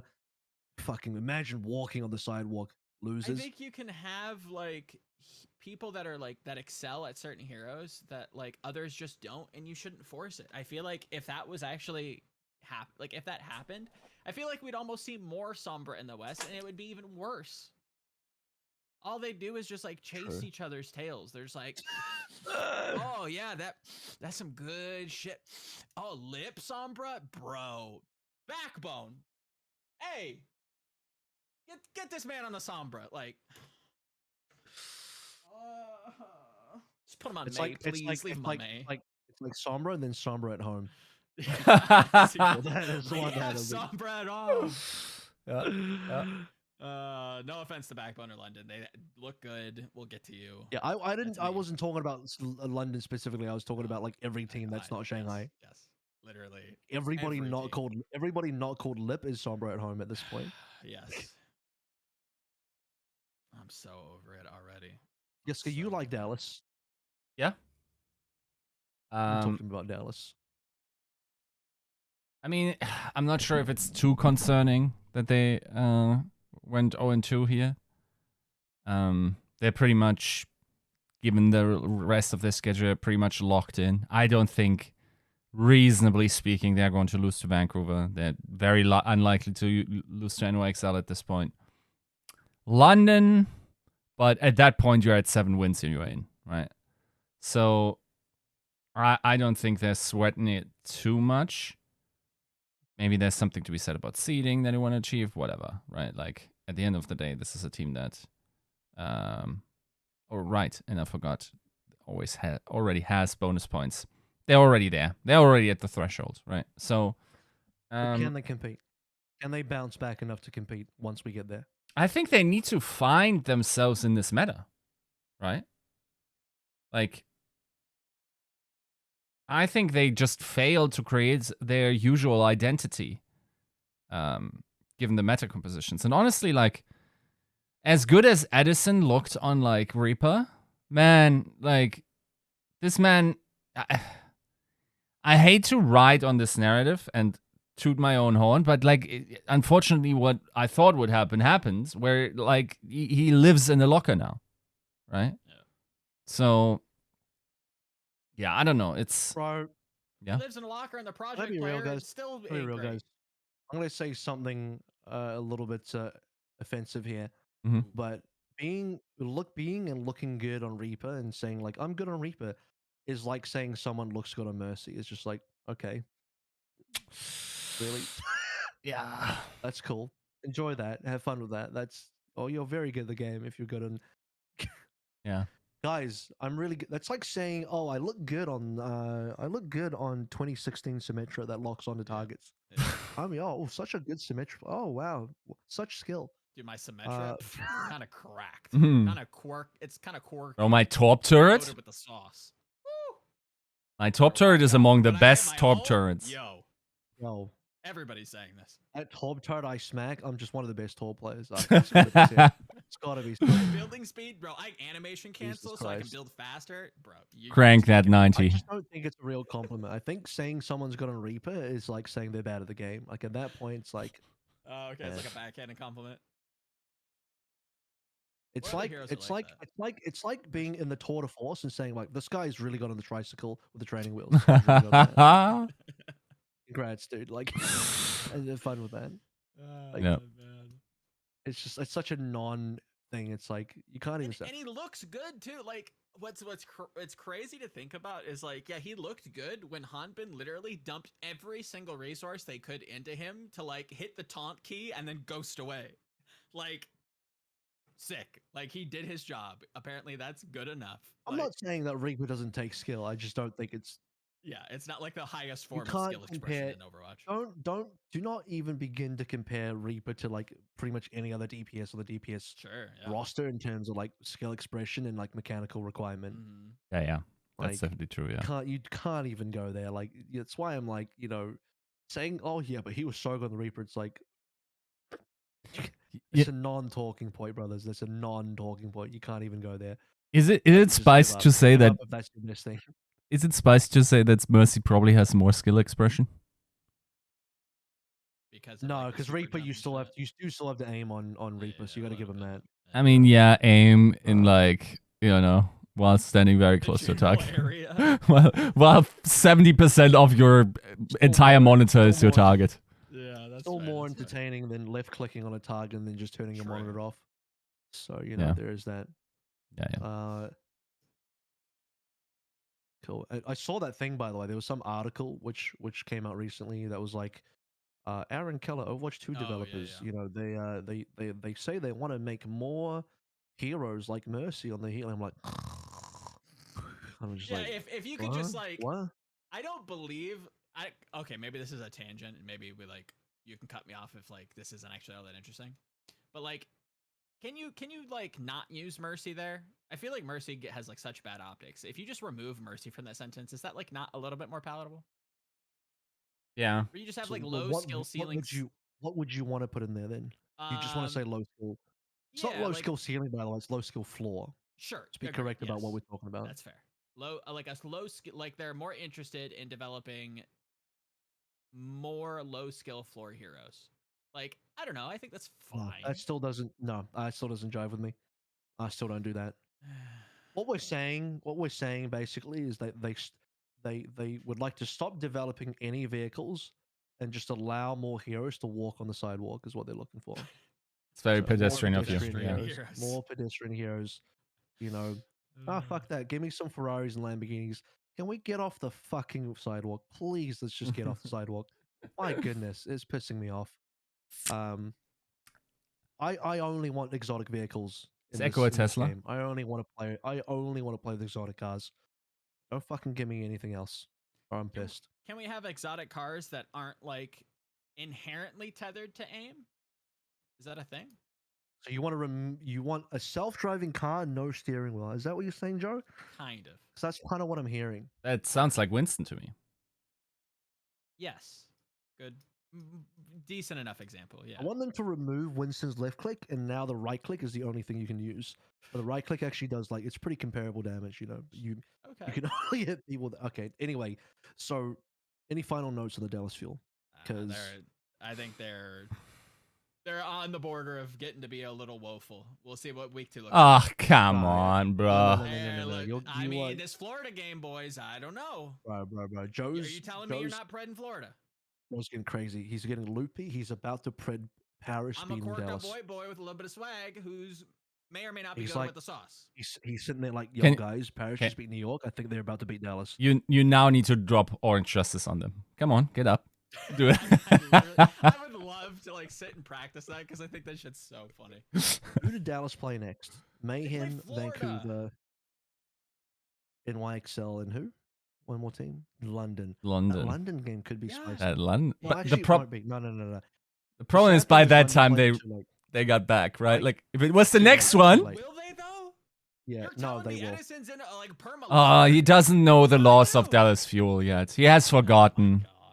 AVRL, he has forgotten. He doesn't know what they're capable of. Are you just literally preaching faith at this point? 6 games in, I bet. Astrology. Now it's Eric, please hit. Eric, please hit just for this. Please hit the timestamp so we can find it very easily after Dallas Fuel won the Midseason Invitational. Yeah. It's very easy to hit the timestamp because we're going to change subjects anyway. Yes. So just remember at the end of the Dallas Fuel discussion, at the start of the next team discussion, Joe made a take. Joe had a hot take. He doesn't know. He doesn't know. Who would like to lead the next recap? Which other matchup team? Why don't you guys bring a team up that we can talk about? Mine was Dallas. So who wants to go next? Can I? Okay, I'm here again. I'm in the same position. It's I don't learn. I'm incapable of learning. For some reason, I once again had to suffer from the DMs of a certain general manager whose team won both matches, and I fucked it. I actually predicted that London would lose against both Florida and Toronto, and I'm fucking stupid for it. Like, at this point, Nuki hit you up. Sheesh. Like, I don't know. I don't know why I don't learn. It's just like, I don't know. Okay. There's motherfuckers out here like, Christopher is so smart. Oh my god. I was on the Autobahn yesterday and Christopher told me that Atlanta Rain will not beat the Los Angeles Gladiators. Oh my god. Shut up. Tired of you. The funniest thing about I mean, it's true, but you said Yiska was on the Autobahn when he says he doesn't drive, so all I can imagine is Yiska walking on the Autobahn. He's going for a 100 mile, I don't know how long the Autobahn is. He's going for a 100-mile walk on the Autobahn is what he's doing. Yeah. He's just walking a little bit faster. Well, anyway, I feel like, okay, start of a new meta is always like a question mark. I also think excuses, I also think like my justification for thinking they would lose against Florida was probably not great. I don't hate the Toronto take, but which has now thoroughly been disproven, and you would have also changed your prediction once you saw Toronto. But yeah, man, like this team looks really good right now, right? In terms of just like playing their style. Not tilting, just, doing what this team was built to do is now enough. And once again, I don't understand. I have all the tools. I've literally accrued seasons of, like, filleting people who build teams with $0 and make them into, like, very decent teams. Like, that's all I care about. And somehow I don't see it, that this is the team right in front of my eyes. I'm like, could it be Paris again? Could it be Valiant? Yeah, Valiant mid-tier preseason predictions. Now that's completely in the shit as well. It was London all along. It was London all along. The team that signed the fucking Sombra one trick that also wasn't getting paid, apparently. I mean, yes. Okay, I could have known, Joe. I don't know. You could have. I tried to tell you. I respect it in a way because what they've effectively done, in a really fucked up way, I have more respect for the Valiant Because what they've effectively done is say, you know what? People are right. We shouldn't have signed a Sombra one trick. We're not even going to pay him. Yeah. Which No, is true. honestly like based as fuck. It's like Yeah, super that's based. based. But it's scummy in the way they did it, but it's also super fucking based. No, Valiant, you should not have signed a Sombra one trick. Welcome to reality. Welcome, finally. Weird. But anyway. Joke, are you lining up for some prop comedy there, or why did you put on your glasses? No, I use these to see the future in which fucking Mercury is in retrograde, fucking Jupiter's in Powerade. What if Pluto even exists today or not is in whatever kind of Gatorade you have in Germany. You need to fucking pull your head out of your ass because London, you're probably going to Hawaii. I don't respect Gatorade anymore after Hardy Raid just stomped it into the ground. It's fine because Gator's not playing in this meta and Hawkers and he's currently pounding. No, I think London, that rematch, if they get one, is going to be spicy because I think Atlanta, I'm not going to lie, Sparker might have gone the better of Kai in the Soldier meta, but Kai will, he looks like he will tear down any motherfucker right now and just shit in their hands and clap on the train. Dude, let's talk about before we get to Atlanta. That's the best part. It once again loops into the London thing. Like, it's like Kai took all the raw emotion of getting his shit pushed in by Sparker and just channeled that into Sojourn, and you're just getting hate beams to the dome. Like, it's pure hatred hitting your frontal lobe. It's unreal what this kid is pulling. I think if Atlanta play London again in a Sojourn matchup, Kai will spend the entire game hunting Sparker alone and doing nothing else. He will he'll kill Sparker, then go to the London spawn and try and kill him again. Like he's just gonna fight this kid. He's just gonna Yep. He will spend the whole game just trying to fuck him as hard as possible just for what happened in that Soldier matchup. Okay, let's roll it back to Toronto and London though. I'll make a quick comment about Toronto first and foremost. I respect that London win this game, but dude, Toronto, you said that Dallas look a bit lost in this meta. Toronto looked like they traveled back in time. Toronto looked like they jumped in the fucking time machine. Yes. And they're playing at compositions and playstyles from 2021 or even earlier than that. I'm like, Hisu is playing what year are we in? What year are we in? Why is Hisu playing Sombra? Come on, dude. Like, it's now a disgrace to the legacy of BQB, if we're honest. I gave Dallas shit for Dallas shit for playing Sombra, and then Toronto just runs over 2 maps. Like, what are you doing, guys? It's so bad. Did they not play Winston as well? They're like, yes, we will play the Winston dive on every submap and possibly. What's your alternative? What are you? Alternative is you play maybe a little bit of foresight. I don't know. Hello. First of all, Ball's come back in the meta. Muse plays Ball. We know he plays Ball because he fucking did it last year. Okay. Second of all, I don't hate that. You could play Hopper Sigma. You could play Doom. I don't know. Is there a Doomfist play on this team? Hopefully somebody. Yeah, that's my thing. They don't. Right? No, put them on it. But like, Winston is, I think, decidedly not part of this current meta. I think Winston's out of this meta. I don't think that got past like the first week of scrims on this patch. I don't think Toronto scrimmed. It doesn't look like they scrimmed. Oh Jesus! It looks like they didn't scrim. The way they approached this meta, the way they came into these officials, it looks like every single member of this team, staff members, players, Adam Adamu himself, they all took a mental vacation to Korea and they just didn't even think about things. They just didn't even think about Overwatch. They just came back like, oh shit, we got a game. We got to play an official. And Moby Dick's just like, Muse Winston, lock it in.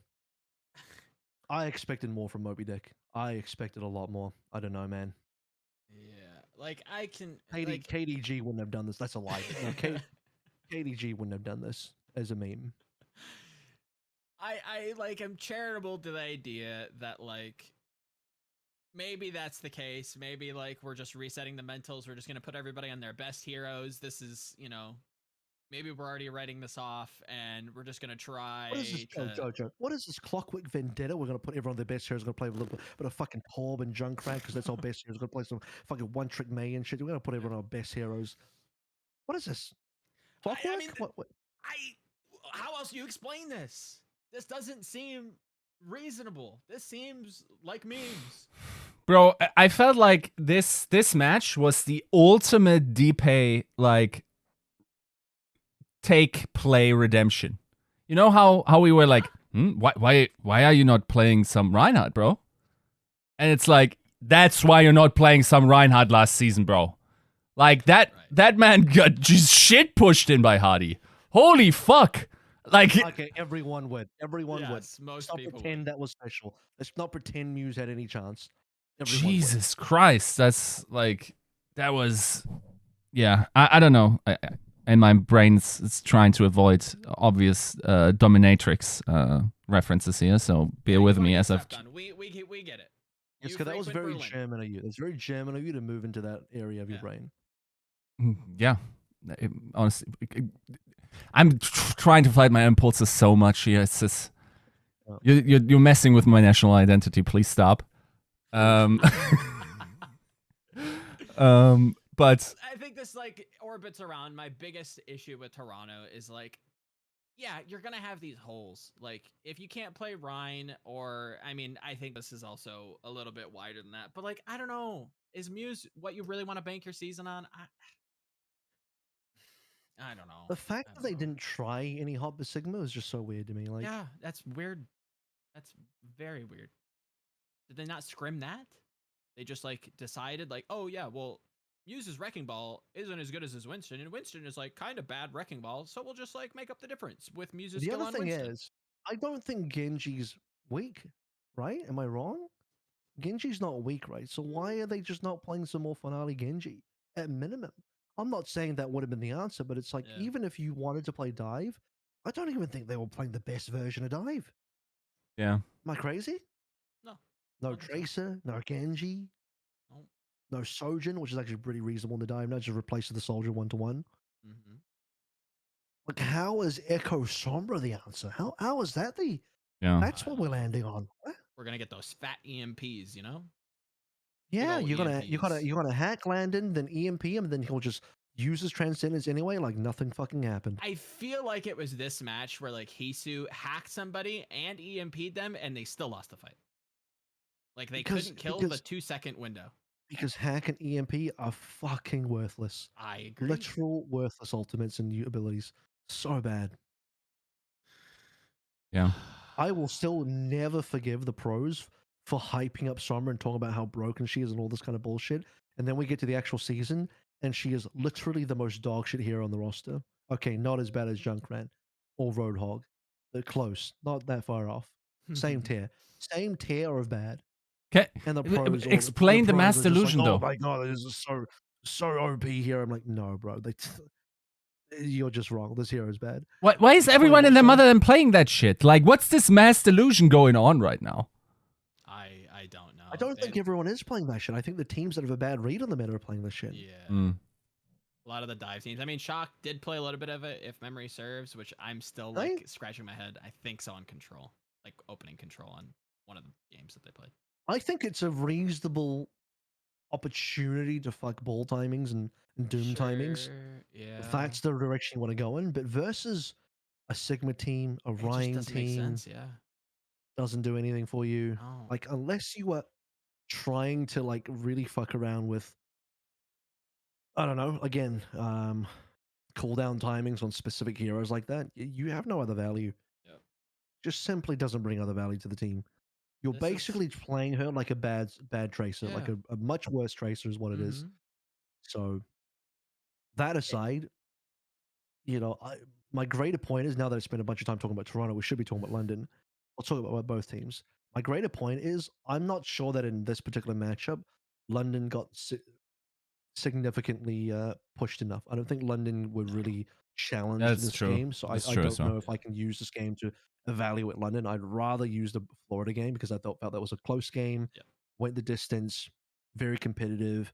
Hydron really tested the fuck out of London. Like, that's what you need, right? And then London still survived and came out on top, and it was a very entertaining game. So I think that would have been a much better game to address as far as London's capabilities. I just don't think Toronto is, you know, I think Toronto in future matches might have to, obviously, if they've,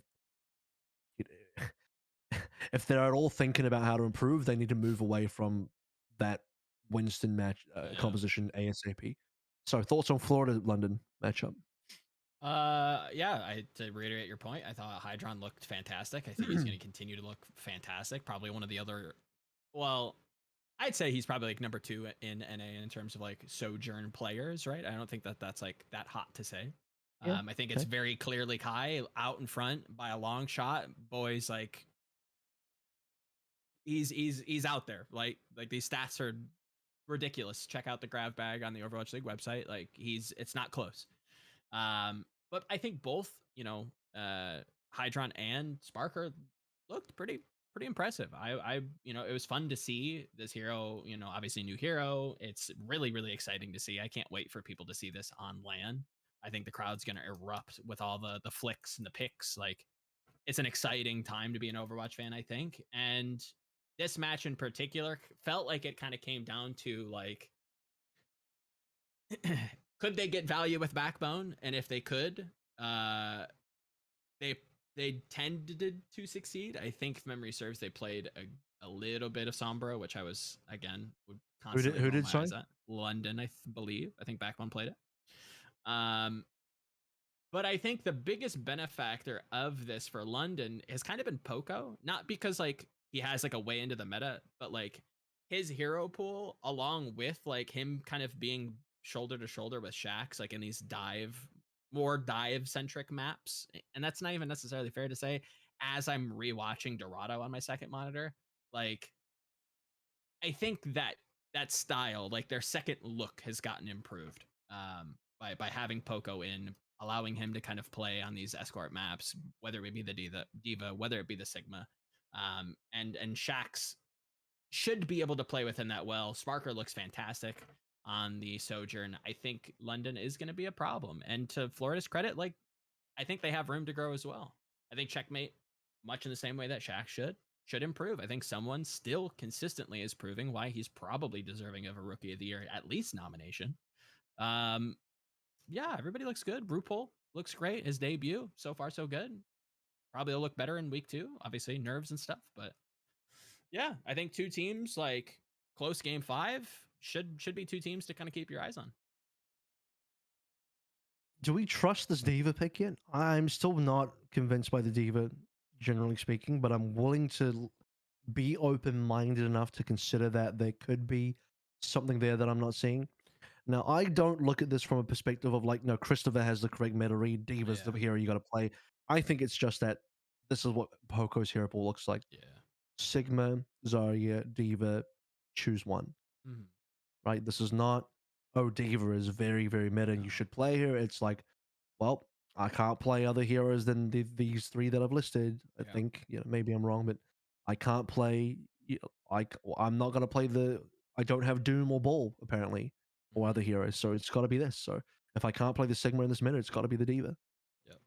I mean, how many times, like, rewatching this game, I feel like, I believe they played it on Control. The amount of times, no, that's actually not true. They played Hottie. I feel like I remember seeing Poco like flying around quite a bit. It could have been on this Dorado map against Toronto. Like, it felt very difficult for him to like stay above 50% health. Like, he didn't really have much agency to do much of anything off of the Sigma. And like, that to me doesn't scream like a great hero pick. I don't think that's like a Poco problem. I don't think that's him like misplaying the hero. I think he's trying to get a word in edgewise in some of these team fights and he just gets obliterated. You get thrown up with maybe a Discord orb or you're just getting beamed down by an Echo and there's really nothing for this Diva to do but like just exist in the round the cart to like slow it down and then scuttle away. Like, I don't think the pick's good, but I think like you said, I think you kind of have to run it sometimes. Well, on a high ground, low ground map where you want to dive, then I mean, what are your options really? If you're Poco, it's basically just got to be the Diva. Yep. Yeah, maybe I don't know. Maybe they could lean into the Sigma a bit more. It's funny because they don't really play the double flex support. I don't know if that's because Animal just doesn't have the flex support in there, but they were very clearly staying away from double flex support, from what I could tell. Am I wrong? Did they play any double flex support? Or am I crazy? Let me skim through this Toronto game. I don't think they did. I don't believe they did. Yeah. It was kind of a swap Lucio, between Lucio and Bat. There was some Briggs in there. Briggs in. Yeah. Yeah. No double flex. Which I think is probably going to hinder them for the most part.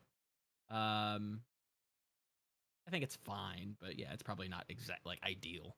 Like you want to be the shock here. You want to be maybe even the Houston Outlaws, right? You want to have those two flex supports that can like perform to a pretty high degree. Here's my read on the meta for dive. You need a dive hero and a dive tank that can get in, get out, and have very good self-defense and good self-sustain, and allow you to buy time for your DPS to do the heavy lifting. D.Va and Winston don't do that because they both run in and die, and they have very little ways in terms of being able to escape them. Yeah, D.Va, you can dive in, hold down right click, and try and fly away, but it's just not the same as Ball's ability to just simply hit and run. Or even Doomfist with all his mobility, because he's got so much fucking mobility on top of Power Block, which doesn't get blocked by which doesn't get cancelled by anything in this meta because no one's playing that much Ana anymore.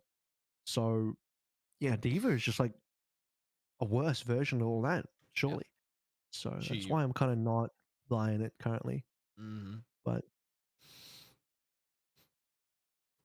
and I see what you're saying as well in terms of like Backbone did play a bit of Sombra. I mean, that's because what it's like his only other hero. If I was to try and be somewhat charitable towards Sombra, I would say he's trying to play it against someone's ball. Yeah. Where you're trying to find opportunities to get this hack on the ball and then screw with his timings or something. It's not even a major kill threat anymore like it was in Overwatch 1. Even then, I don't know if I really buy into it. Sombra has no pressure versus the backline. When Zen has 225 HP and BAP can just instantly heal you from 0 HP to full in one button. Zen BAP is a crazy backline that is so hard to kill right now. And by the way, has an unbelievably huge damage output. So, any further thoughts on London? I think they got a good potential, but I am a little bit concerned that their best comps still kind of rely on either Ryan, which I think in the hands of Harding in London is good, but is not championship caliber as because the composition will always work against you, and that some of the map designs are not good for Ryan, and I don't think this is. Despite predicting that maybe this would be a better environment for Ryan to play, because I was thinking that the BAP changes could be the BAP buff could be really good for Ryan, but it ends up being we play the double flex instead, and Dive is still a lot better than I maybe gave it credit for. Sojourn ends up being far more important than I gave her credit for. I thought she'd be good, but she's like dominating the meta in a way. So Ryan's being outpaced. I don't know if London have the true meta looks that will get them deep. I think they'll be competitive, but I don't think they'll go deep enough off of Ryan. Sigma is good, but again, Sigma is not something you can one trick your way into a championship. I will say, I think like their strength of schedule feels like they should be a good shout for making it to Hawaii. And I think like the opportunity to actually have map picks probably helps teams that are more stylized like this, so that you can always guarantee that you'll have a new map to go to that does favor you in some way. But I agree, like this is a team that, again, very stylized, isn't probably going to like set the meta tone. But to kind of circle back to like the Lip comment, like if Lip is to what Sombra is, I think Hadi's Rhine is like baiting people into thinking that they can like hang with a team that like has scrimmed this for a whole stage, right? Like it's just not something you can kind of chase after. Everybody else looks like Ryan at home. I get it. Yeah. Closing thoughts, Yiska, before we move on to the final team, and then we'll ship on out. Okay, let me think. Who's NYXL? Oh yeah, I'm definitely. I feel like no. I just in this, because it's likely, Nuki sees like the timestamp we talked about London, so this part will be important in order for my DMs to remain non-toxic next week. So, in order to sort of, try to get on the good side, I'm predicting a perfect stage for London. Here's what we're going to do for you. We're going to end the timestamp here, start talking about another team, and then use that opportunity to start talking about London again for you. We can do that for you. Once you're in the killer, it's like, just look around, it's like, all right, Is anybody tailing you? Is anybody looking out for you? Okay, no. Okay, let's start talking about London again. No, okay. I'm happy to move on. Right. Joe, do you have a Yes. matchup? You had a matchup. Yeah, let's in terms of matchups, like I think the London Florida game was really cool. I think in the inverse, what wasn't really cool, and Justice fans, close your ears, skip ahead, maybe check the predictions. Maybe I'm talking a whole bunch of shit. But this Houston Justice game is frustrating, to say the least, right? Little frustrating. You have like the happy swap in, swap outs. There were some things I liked. I liked the push. I like Decay flanking on Ashe. I thought that was an interesting look. I don't think people um, maybe rate that or expected that to happen. Um, and then playing more Mag Wrecking Ball. Yeah, I'm good. I was good last season. You're good. I'm good. I don't even want it at home. Get it out of my house. If it's in my cupboard, burn it. I don't want to see it again. Did you like Kalios? Kalios was good. Thought Kalios was fine. Okay. Mag You and like Wrecking Ball, less so. What else? I feel like I'm missing a big one. Am I crazy that I think Houston should have been better in this matchup, considering that a bunch of things that this team is built for is perfect for this meta, namely double flake support, Yeah. Piggy Sigma, Mm-hmm. Dante Doom, Yep. like two heroes that are very important this particular meta. Did they play a lot of Sojourn? Am I crazy? I don't think they play that much Sojourn, did they? No, it was a lot of like Ashe, a little bit of Hanzo. Yeah, that's crazy. No Sojourn. That's Well, okay, that's probably what holds them back. I think if Merit tried more Sojourn, maybe they'd do better. yeah. Or maybe he sucks at Sojourn, which is a problem, if that's the truth. Yeah. And then the assassin Sombra comes in for control. It's like, man, come on. Like, to your point, like Houston should be good at this meta, but for whatever reason, like they did not show up on the day. I don't know, like the stats were bad, the weather forecast like got in their heads. Their forecast from Yiska out and Twitter was bad juju, bad omens, whatever it was. And they still fumble the bag. And it's just like this is like nearly a winnable game, and then we're just like, you know what we should do? By the way, people, I know there's a non-zero amount of people that are like, oh, of course you play the Hanzo versus Sigma. Shield break, Lel. Just remember, Sojourn charges Railgun off shooting shields. Very little shields exist in this game now. Yeah. What shields do exist is a playground for Sojourn to get a lot of rail uptime. So that's like a better argument for Sojourn to be played when a Sigma's on the field, in my opinion, where you can farm the Sigma shield for rail and then just snipe people from across the map off the back of it. It's a very consistent way to get rail charge. So that's why I think like teams should be playing more. And yeah, I don't really watch this game, so maybe you can tell me, Joe. But Happy and Decay, were they the difference makers? Because Happy Sojourn was a thing we've been talking about for a while. Yep. Decay we know is going on the Tracer, so I guess the DPS line of Washington probably was a big part of them staying competitive, right? I mean, go literally rewatch the first like fight on push. Dante gets snuffed immediately. That boy was starched. He had no presence on that map for the most part, and it partly came down to, I think, in the most part, came down to to Decay's performance on Ashe. He was a little aggressive. I'll give him that. And then I think that's like up his alley. I think that makes perfect sense for him. Maybe a little bit forward, but like he was a great benefactor or a great facilitator at shutting down Dante's Tracer, absolutely snuffing him out, no questions asked. And of course, like he's going to be like, at this point, we have to wonder if it's in his contract, if he's like ever going to get subbed out. Well, we actually saw that last stage. So. Dante? No. Decay. And then the issue for me is like Decay Happy looks good. Like you have the Sojourn. The Sojourn like seems to be the meta. Why aren't we just playing it more? Why don't we just like forget Assassin exists for a little bit? Why don't we just forget that haha funny hero, cheeky, crazy, kooky, like Sombra character exists for just a second and we just play the meta? You can even leave They don't they? Do they sub Happy out? They sub Happy out? Oh, they did. It seems like every other map they're just like, that roster is a little deep. Well, the thing is, I think Washington don't want to play Kalios on control maps, right? Because he doesn't play dive heroes. I think that's fine. I think if you want to play Mag on Doom, That fine. I'm chair like that's fine. I don't really care for it either way. Just leave Happy in. But I agree on the Happy Decay. I agree on the Happy Decay point. I think that's important to the team. That's clearly your team's biggest strength. Yes. Just no more wrecking ball. Even if you look at the other heroes as like, sorry, the other players, it's like, okay, they can all do reasonable things at times, but Happy and Decay, that's your rock. Like that's the thing your entire team is going to live and die by.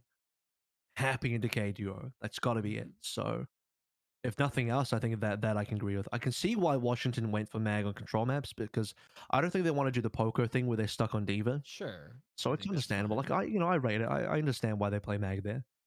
But like the Sombra. Why the Sombra and the ball? No more ball. I just got baited.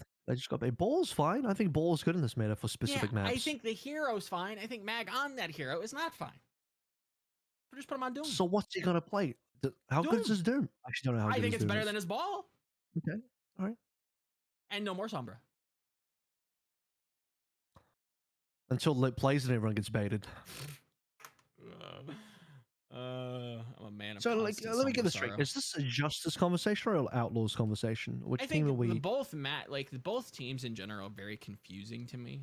And I genuinely don't know how to feel about the Outlaws. This should have been an easy game for them. Should have been. Yeah, the Happy Decay made it hard, right?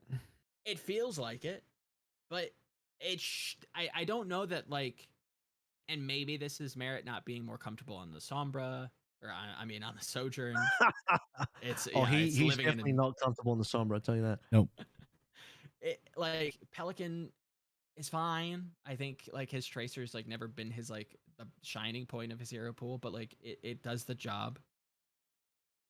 Yeah, I don't know. Bro, they subbed out Pelican. Did they? Oh yeah, they did play Dante. That's right. They subbed out Pelican. Yeah. Okay, Yiska, jump in here. Right. Jump in here. Jump. Get amongst it.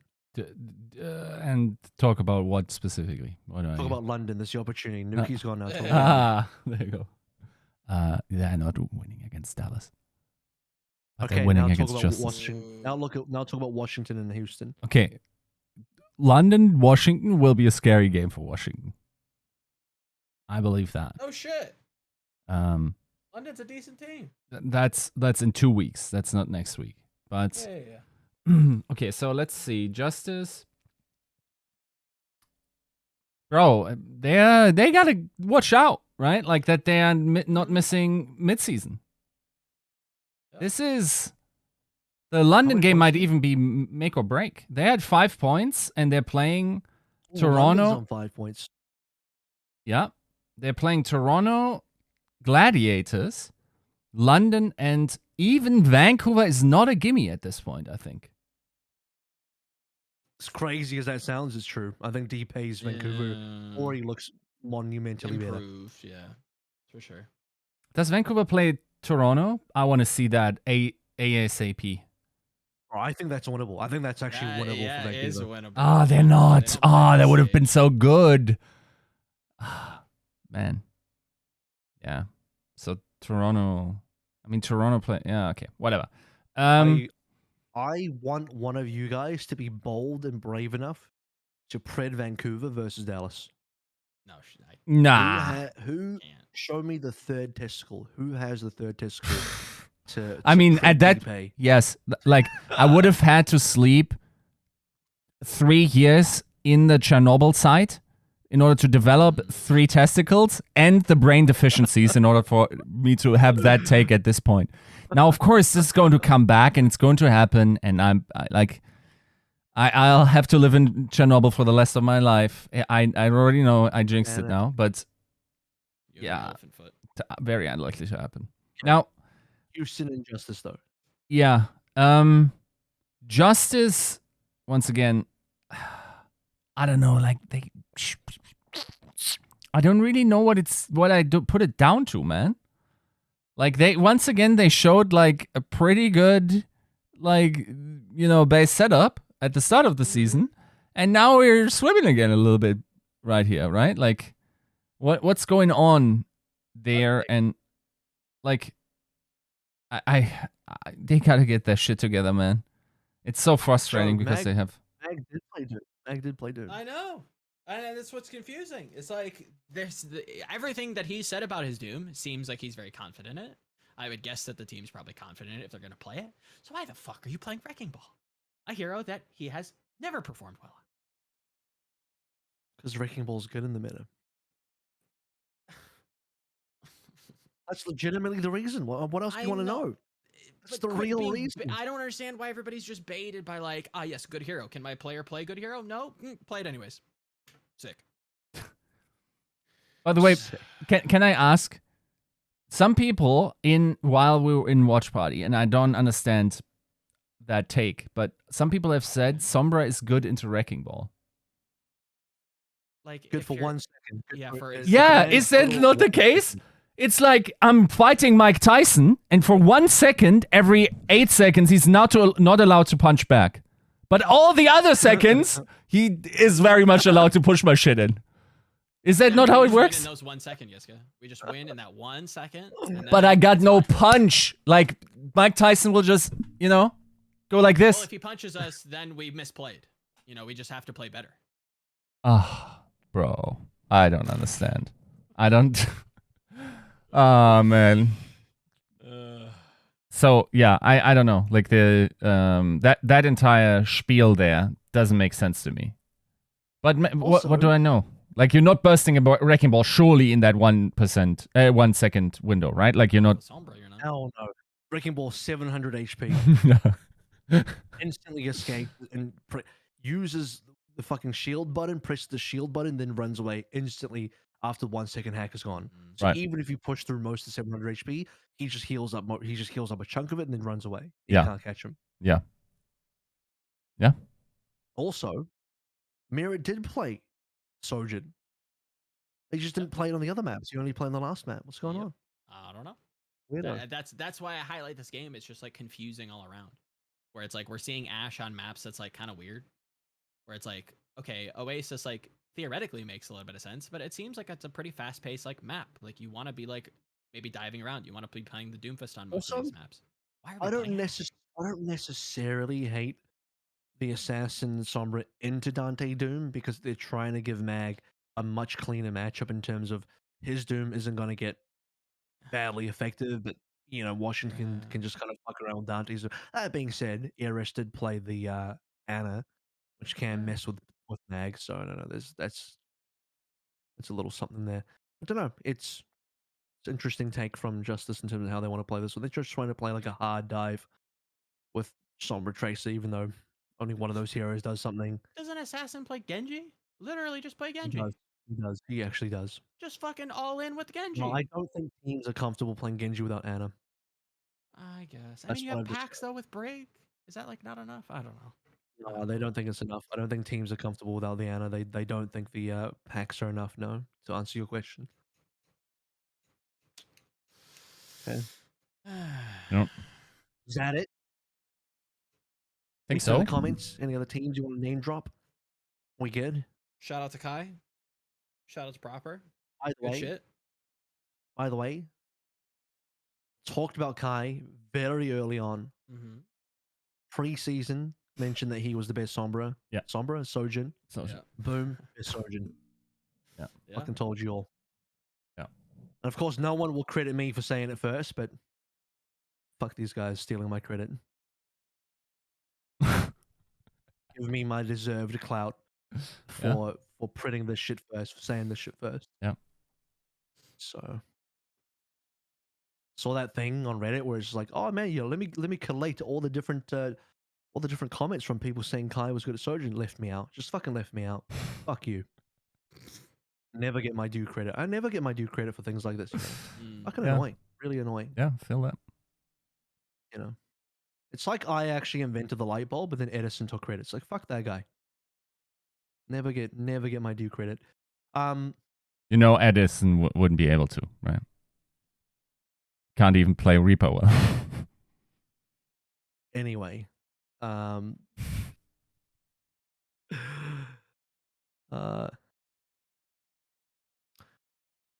what else we got? Any other team anyone wants to mention, or are we done? We calling it? Let's call it. Let's call it? Okay, cool. Sorry, we're not going to talk about Boston or Boston's an Shock. team, agreed. We kind of talked about Shock. Actually, the only team we didn't really talk about was we didn't talk about Glads, didn't talk about Boston. Somewhat talked about the Shock.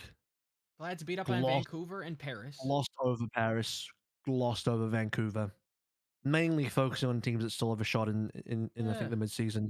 So, you know, maybe next week we'll have some more matches where interesting things happen and those teams we can sort of dive into. We actually didn't talk that much about Atlanta either, to be fair with you. But I thought Atlanta had a really good week. That 3-2 Boston game probably deserves a bit of talking about, but we're about to run out of time. So it is what it is. Gonna have to skip that one for this week. Sorry, guys. Speaking of which, 241, done and dusted. We'll see you next time. Thanks for tuning in.